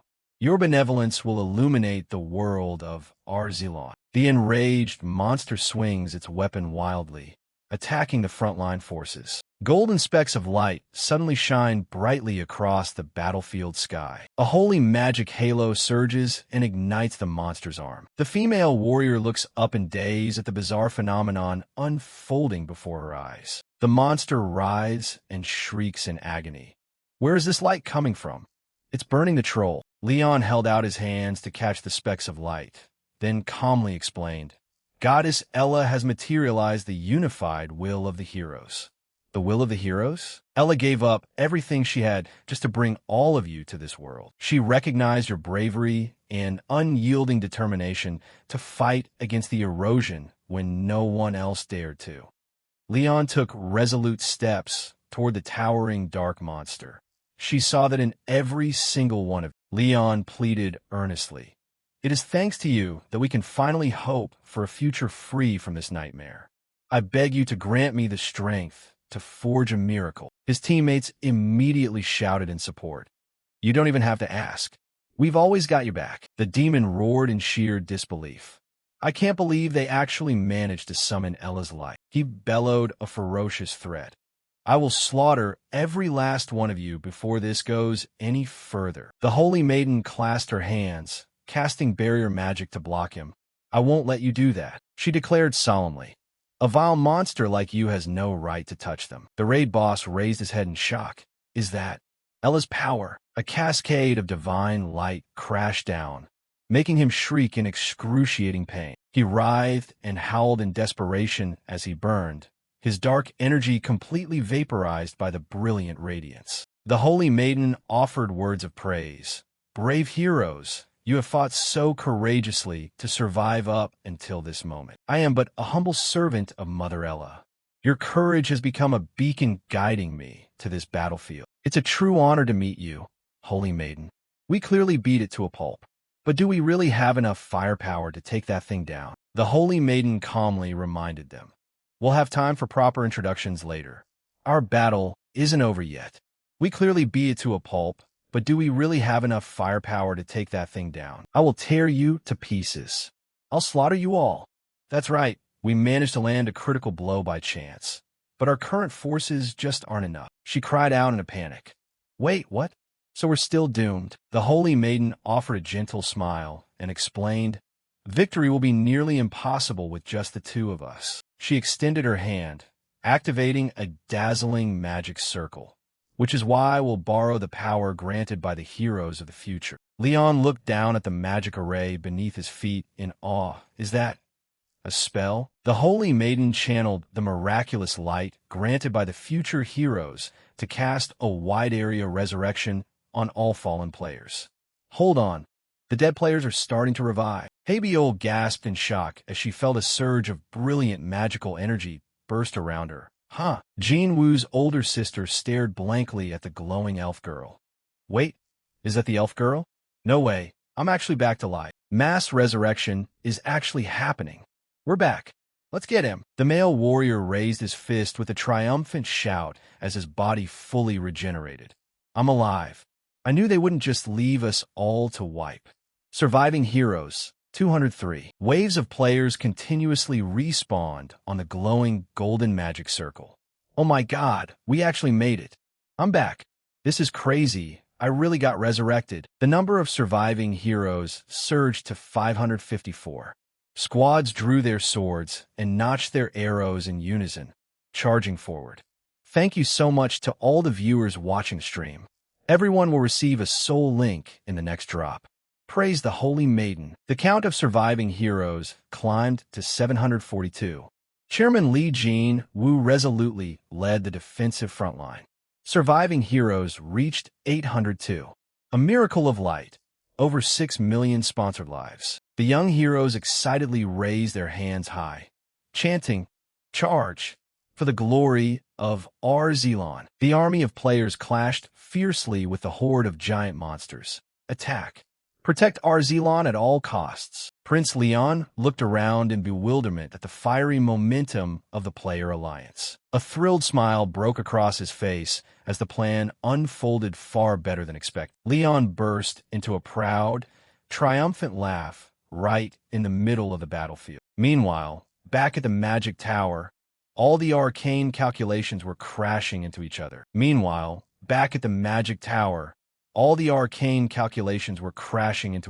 Tia coldly jammed the mana conduit straight into the panicked mage's head, synchronizing with the Magic Tower and forcing the calculations through, converting the black smoke into simple light particles and turning off all unnecessary visual effects. The Magic Tower is about to blow. Connect your mana conduits and deal with the numbers yourselves. Understood. She let out a sigh as she thought about the skyrocketing operational costs. This event is consuming way more mana than I budgeted for. I'm definitely going to need to hire more magic assistants. The mutated goblin slammed its heavy club onto the ground in a rage. The force of the strike shattered the earth, sending several warriors flying into the air. A few players instantly vaporized into thin air. The female demon in the guise of the Holy Maiden clasped her hands in prayer to boost her power, holding her ground.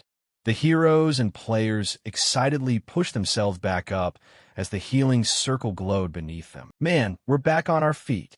The Holy Maiden healed us." The player alliance joyfully charged straight toward the enemy. "Charge! Don't give him a single second to breathe.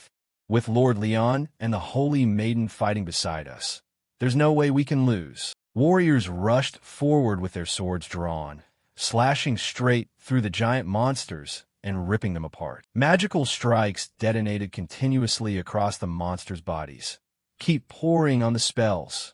Obliterate them completely. The monster writhed under a relentless barrage of attacks coming from all directions. The witch doctor raised his hand, unleashing dark magic orbs.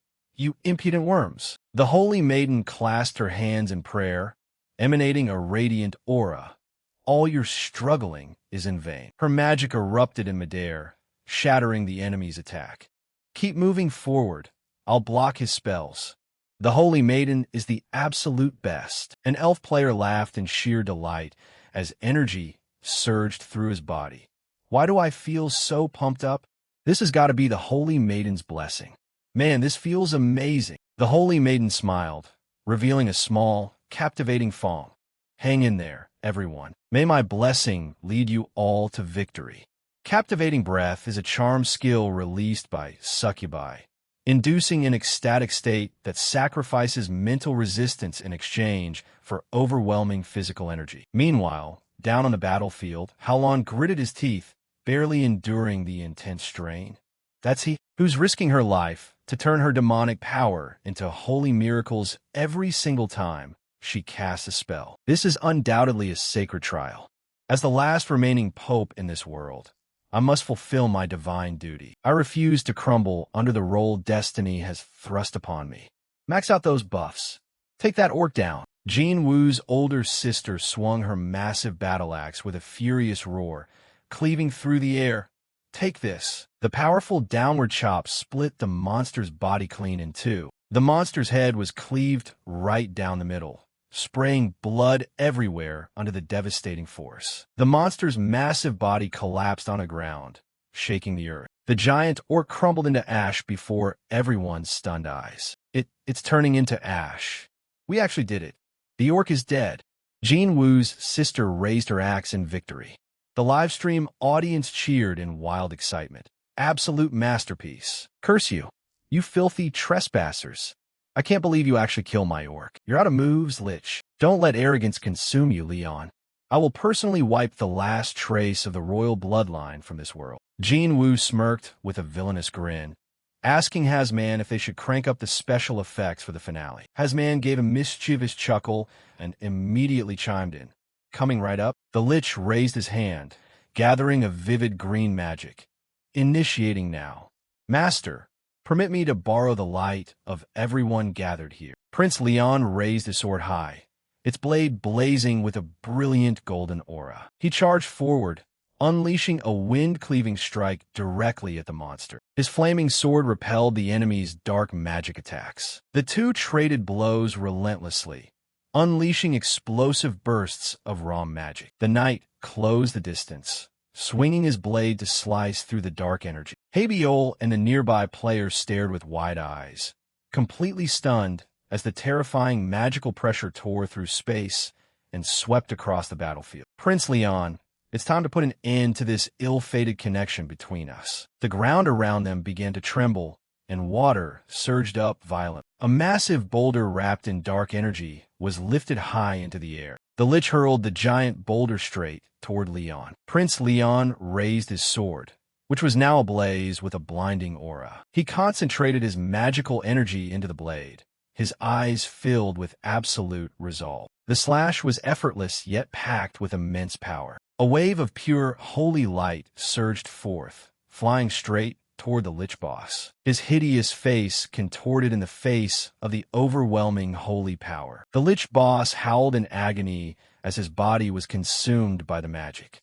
He cried out in terror for help. "O Herald of the Abyss, grant me salvation." A dark, wicked purple portal abruptly opened right behind him. The Lich boss leaped into the portal and sneered triumphantly. "I owe you my deepest gratitude, Herald Ku." He shrieked a final threat right before vanishing. "This isn't over." Prince Leon, Habiol, and the group of players looked up blankly at the sky as it slowly began to brighten. The haze of dark energy vanished, restoring the land to its original lush state. Habiol cheered with joy as she delivered the news. "The erosion is disappearing. Everything is returning to normal, and the corrupted land has finally been purified." Prince Leon sheathed his sword, walked over, and said, "The Lich escaped, but we've successfully reclaimed the territory seized by the erosion." He smiled with pride and declared, "Victory is ours." The entire player alliance shouted in unison, "Awesome! We actually won." The system sent a quest completion notification. Approaching conspiracy completed. Affinity with Leon increased by 20 points, and the entire party received a massive amount of EXP. Prince Leon looked up at the vibrant night sky and promised himself, "Once the curse of erosion is lifted from this land, even more heroes will be able to enter Arzalon." The system triggered the main quest. The Erosion's Conspiracy. Expand the gates of Arzalon to welcome a new generation of heroes to expose the devious plot lurking in the shadows. The official homepage published an announcement opening the second round of pre-orders for the Soul Link device, welcoming crowds of players to join and defend the world. The global online community exploded after watching the broadcast. The Soul Link device is finally dropping. "Move out of the way so I can grab one first." A young guy glued his eyes to his computer screen in suspense. "How many are they even making? Please tell me there's enough stock." Flights to South Korea reportedly sold out within seconds. "Damn it, I need to book a flight to Korea right now." Back in Arzalon, Tia looked at the lively atmosphere in surprise. "I can't believe they actually took down an orc. These heroes are growing at a terrifying rate." A notebook clearly detailed the psychological manipulation plan. Make them fall hopelessly in love with Arzalon. 2. Push them into soul-crushing despair. 3. Blame everything on the erosion. 4. Comfort them with all your heart. Each line of player manipulation rules was written down in painstaking detail. Tia the elf smirked slyly. "All right then, who's going to be our next tragic character?" The demon dragon Hela appeared in human form, looking ridiculously classy with glowing horns that looked like they held an entire galaxy. Jinwoo complimented her transformation as spot on, except for the fact that her dragon tail was still sticking out. Hela remained as arrogant as ever, claiming that for someone of her stature, stuff like this was a piece of cake. Seeing her transform, Jinwoo casually asked if she didn't use to hate humans. Hela scoffed, saying she only hated ugly things, and as luck would have it, most humans were ugly. She even cocked her head up and told Jinwoo he should feel honored just to speak with her in this form. Deciding not to stand out in the cold wind anymore, Hela invited Jinwoo inside the palace to talk business. She added that usually guests get blown to bits before they can even say 2 words, so Jinwoo was a rare exception. The two walked down a ridiculously long hallway lined with dozens of stone statues. Jinwoo admired her elegant taste, but taking a closer look at the statues, everyone's faces looked absolutely miserable. The more he looked, the more he realized something was off. He stopped in his tracks, realizing these weren't statues made by a sculptor at all. Hela glanced over with a sinister smirk, instantly confirming his suspicion. She pointed to a statue frozen mid-scream and mentioned that if she remembered correctly, he used to be a pope. Hela went on to explain how humans were always greedy, constantly reaching for things beyond their grasp. That old pope craved eternal life, something Hela would never allow anyone to have. So she gave him a test. He had to win the hearts of 10 high priests. He tried his best, donating entire fortunes to charity everywhere. In the end, not a single person wanted to follow him. I mean, who would trust a pope willing to trample on his own religious teachings just to live forever? In the end, his entire fortune, including this temple, became Hela's. Jinwoo finally got the full picture. Every single statue here was a hero who had failed their quest and been permanently turned to stone.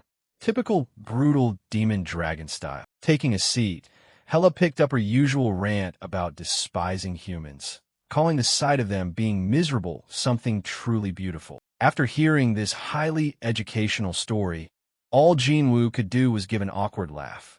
Hela lost her patience and snapped at him to get straight to the point of his visit. Jinwoo turned completely serious, telling her he had just awakened the power of the transcendent and summoned heroes to save the world from erosion. He mentioned things were hitting a bit of a bump, so he wanted to ask for her help. At the mention of the word heroes, Hela's eyes instantly turned cold and laced with mockery. She asked Jinwoo if he had ever seen true horror, then showed him a vision of the erosion, laying waste to everything. Even the mightiest warriors, even after dying and coming back to life tens of thousands of times, could only watch helplessly in sheer despair. In that deep pit of hopelessness, there wasn't a single ray of light.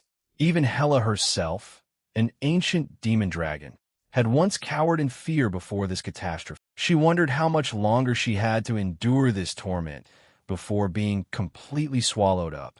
Probably forever. Completely ignoring Hela reminiscing about her dark past, Jinwoo casually said that things were actually going pretty smoothly, so she should just help him out. Hela stared blankly at Jinwoo, completely speechless at his sheer confidence. She looked deep into Jinwoo's eyes. That look reminded Hela of another mage from the past. Someone who had faced the erosion with a confident smirk as if everything was calculated. She utterly loathed that look. Hela gritted her teeth, green with envy over the kind of mental fortitude she could never possess. Instead of letting the erosion destroy Jinwoo, she wanted to break his spirit with her own hands first, just to prove he was nothing more than a coward who would run away just like her. Looking at Jinwoo's smug face, Hela secretly thought about how deliciously pathetic that expression would look once his plans crumbled into utter despair. She couldn't wait to see it. So Hela proposed a bet to Jinwoo. She stomped her foot on the floor, acting like she was calling the shots. The rules were simple. Hela would design extreme trials to torture Jinwoo's group of heroes. If she won, Jinwoo had to become her slave. But if he won, she would obey his every command. Hearing about testing the heroes, Jinwoo rubbed his chin thoughtfully. He actually thought letting her tamper with the future storyline sounded pretty neat. In Jinwoo's eyes right now, Hela was no longer a terrifying demon dragon, but a top-tier automatic quest generator. Meanwhile, Hela just stood there baffled, wondering why he was looking at her like he had just struck gold. Jinwoo started thinking back to the current boring quest line, just picking mushrooms and greeting villagers, which lacked both variety and quality. Even though players kept praising the game's realism, to Jinwoo, it was a hot mess that needed an overhaul ASAP. And Hela was the absolute perfect solution. Hela stated bluntly that if those heroes kicked the bucket during the quests, it was just their bad luck. Weaklings like that wouldn't be able to save the world anyway. She even sarcastically asked if Jinwoo could handle the heat. The mage's deadpan response was just, "Go right ahead." Hela suddenly felt a bit uneasy. Hela widened her eyes in shock, double-checking if he was truly fine with losing the heroes he had worked so hard to summon. Jinwoo just gave a casual nod, making her break out into a cold sweat. Seeing how sweet this deal was looking, Hela suggested signing a magical contract just to be safe. Without skipping a beat, Jinwoo waved his hand, and a contract materialized out of a puff of black smoke. He pushed the contract toward Hela, telling her to read it carefully and sign it. The contract explicitly stated, the heroes must accept all of the demon dragon's trials, sink or swim. If Hela won, Jinwoo would become her slave. If Jinwoo won, she had to obey him absolutely. Once signed, there was no turning back. Jinwoo casually asked what would happen if there were more than one hero. Hela cocked her head up arrogantly, claiming she could handle 2 or 3 no problem, warning him not to try hiding any weaklings. Hela thought to herself that back in the day, she had also tried summoning heroes, but despite all her efforts, 3 was her absolute limit. To guarantee her victory, she set a condition. The game would only end when the heroes while the fight was completely broken. As long as even one person refused to give up, Jinwoo wouldn't lose. Hela chuckled in delight, declaring that she would decide all the content and timing of the trials. If she felt like it, she'd even throw in a few extra grueling quests just out of spite. Jinwoo asked about his own win condition. Hela replied that if the heroes cleared the trials and proved they were strong enough to save the world, he would win. She smugly assumed he was just bluffing anyway. Jinwoo silently picked up the contract to review it. Hela even kindly advised him to back out while he still could, saying if he just served her for a week, she'd tear up the contract on the spot. But nope, Jinwoo signed his name right then and there without a second thought. Hela was so shocked she slammed her hands on the table and stood up, while he kept playing the dramatic hero, saying he was willing to endure anything to save the world. Seeing her prey fall into the trap, Hela cackled loudly, telling him he'd regret this for the rest of his life. The pact was officially sealed. Before the ink was even dry, her true colors showed as she called Jinwoo her little puppy and laughed like a lunatic. She even fantasized about turning him into her lover, her slave. Hella eagerly demanded he bring the heroes over so she could deal with them right away. Jinwoo said they'd arrive in a week, and hearing that, Hella noted it would be his final week of freedom. Jinwoo casually added that the number of heroes was a bit on the high side. Hella smugly assumed it couldn't be more than 3 at most. Jinwoo's eyes suddenly went cold, signaling a massive plot twist about to drop. He told her she got the first digit right. Hella stood there utterly confused, not getting what that vague statement meant. It's not 3 people, it's 3,000. Jinwoo's words hit like a bolt out of the blue, freezing Hella dead in her tracks for 5 whole seconds. Even though a chill ran down her spine, Hella tried to play it cool, asserting that 3,000 was still totally manageable and she'd drive every last one of them to despair. Jinwoo smirked, complimenting her for thinking big like a true demon dragon. Then he dropped the final bombshell. In another week, that number would jump to 50,000. Hearing that, Hella collapsed flat on the floor. Trembling, she accused him of lying, arguing that if even she could only manage 3 people, there was no way he could pull off something like that. Jinwoo leaned in and whispered that if he secured the mana crystal mine, even a figure of 1 million people would be a walk in the park for him. Hella dropped to her knees at Jinwoo's feet, screaming in sheer despair as she heard his ultimate target was tens of millions.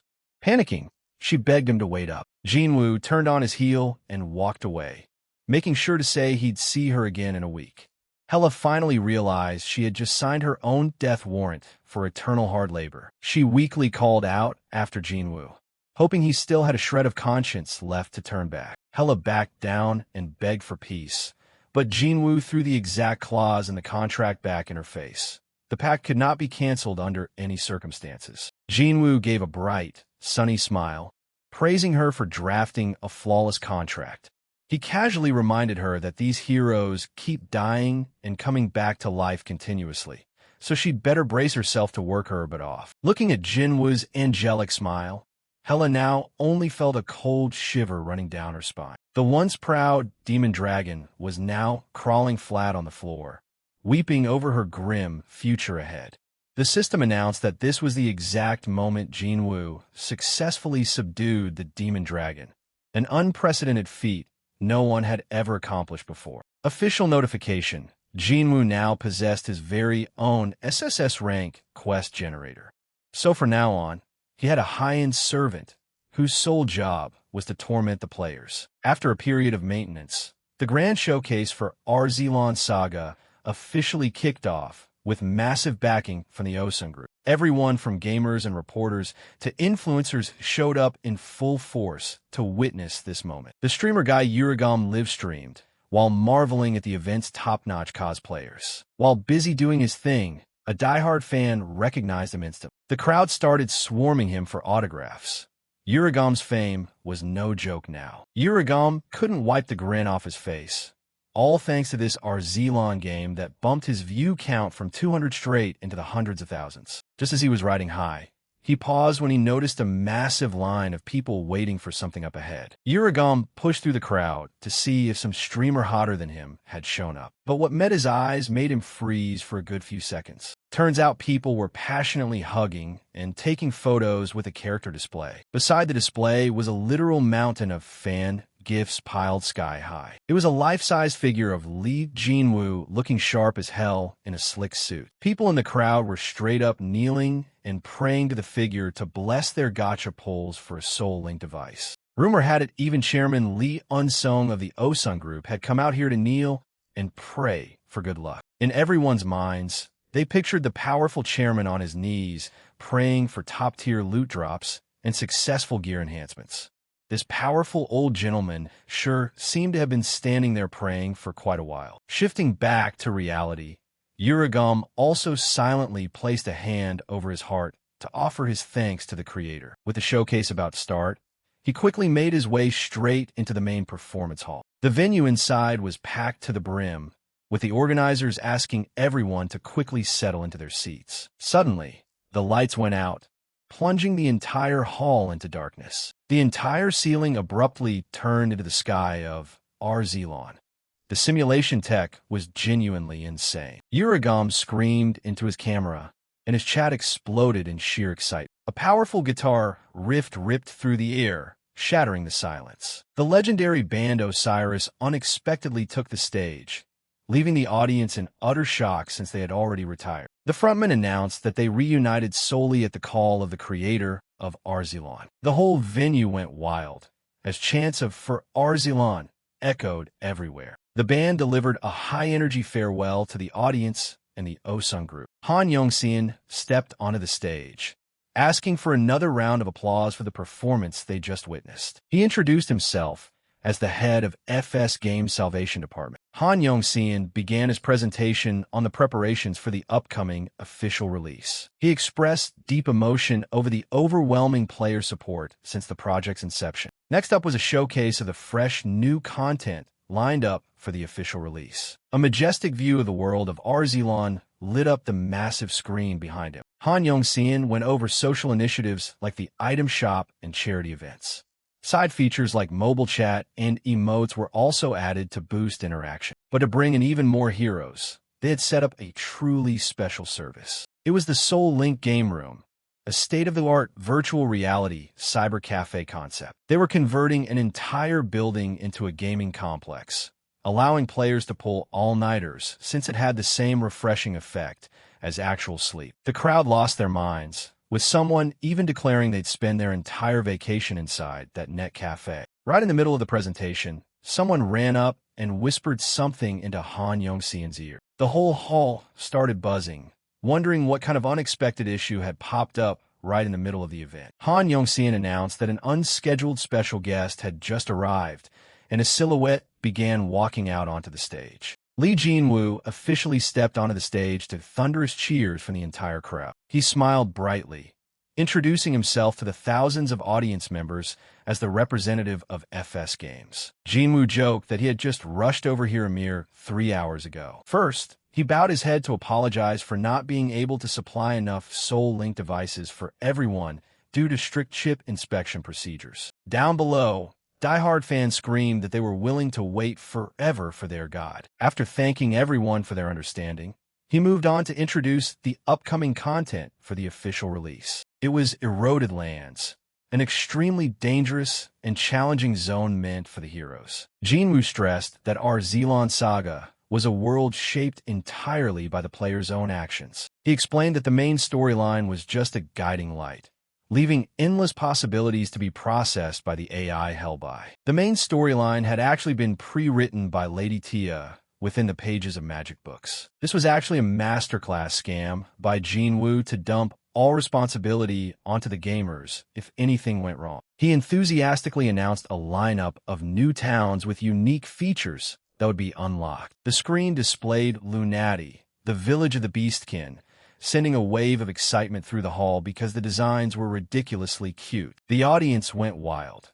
No one could resist the charm of these characters. Next, Jinwu pivoted to the topic everyone was holding their breath for: the game's business model. Since everyone had already bought the Soul Link, there would be no monthly subscription fees, though a few paid features would be available. Players could purchase emotes, appearance change tickets, or inventory expansions using platinum coins. Jinwu firmly promised that all paid items were purely cosmetic and would never boost stats. He clenched his fist, declaring that they would never sell anything that disrupted gameplay balance. The heroes had to train and grow stronger through their own hands-on experience in the game. Every drop of sweat and blood shed by the players would become the saving light for the world of Arzilon. The showcase wrapped up with Jinwu's closing farewell, handing the floor over to a special video. Jinwu shared that the NPCs of Ivantown also had a few words they wanted to share with everyone. Lady Tia appeared on screen, reminding the heroes not to cause trouble and to work hard on their quests. She sweetly voiced her anticipation of meeting her heroes again. Next came the guard captain, looking completely serious and stern. She demanded that everyone train nonstop if they wanted to join the defense force. Her stern warning made the blacksmith guys standing next to her break out in a cold sweat. But right after, the mood lightened up again with an invitation to the Dwarf Tavern. The blacksmith uncle chuckled heartily, promising to take good care of everyone's gear upgrades. The bard Leon was lost in the music of his lute against a picturesque, natural backdrop. Leon expressed what an honor it was to perform for the heroes, standing alongside the Holy Maiden. Suddenly, Leon gasped as he spotted a strange anomaly off in the distance. An unusual incident was detected at the mana barrier, leaving them both deeply concerned. Leon and the Holy Maiden quickly departed to investigate the situation, abandoning the recording session right then and there. The crowd went wild, with everyone screaming to get into the game immediately to help out. Lee Jinwoo smirked with deep satisfaction at the crowd's explosive reaction. He thought to himself that the first 3,000 heroes were about to embark on their journey to save Arzilan. Shots of the warriors setting off marked the beginning of this ambitious world-saving project. Jinwoo adjusted his tie, getting ready for the next steps in his grand plan. The official service for Arzilan Saga officially began from this very moment.